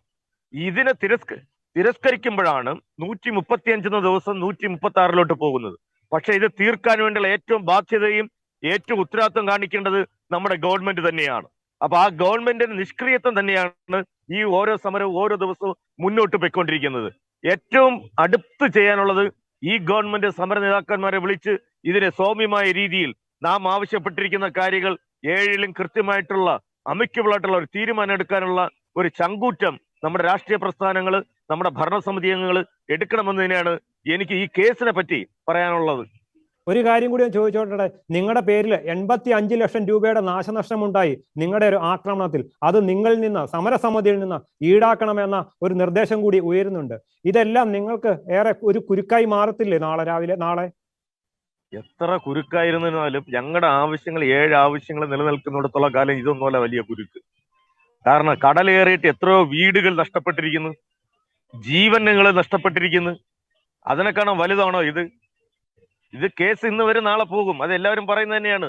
പക്ഷെ നഷ്ടപ്പെട്ട വീടുകൾ ഇന്നും 645 വീടുകളുണ്ട്.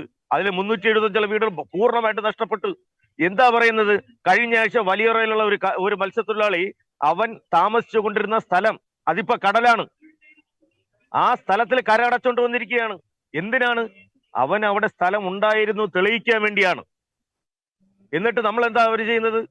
അപ്പോൾ ഈ സമരം നിങ്ങൾ ഉന്നയിച്ച ഈ 7 ആവശ്യങ്ങൾ നേടിയെടുത്തതിന് ശേഷം മാത്രമേ ഈ സമരം അവസാനിപ്പിക്കുകയുള്ളൂ എന്ന് നമുക്ക് പറയാൻ കഴിയുമോ?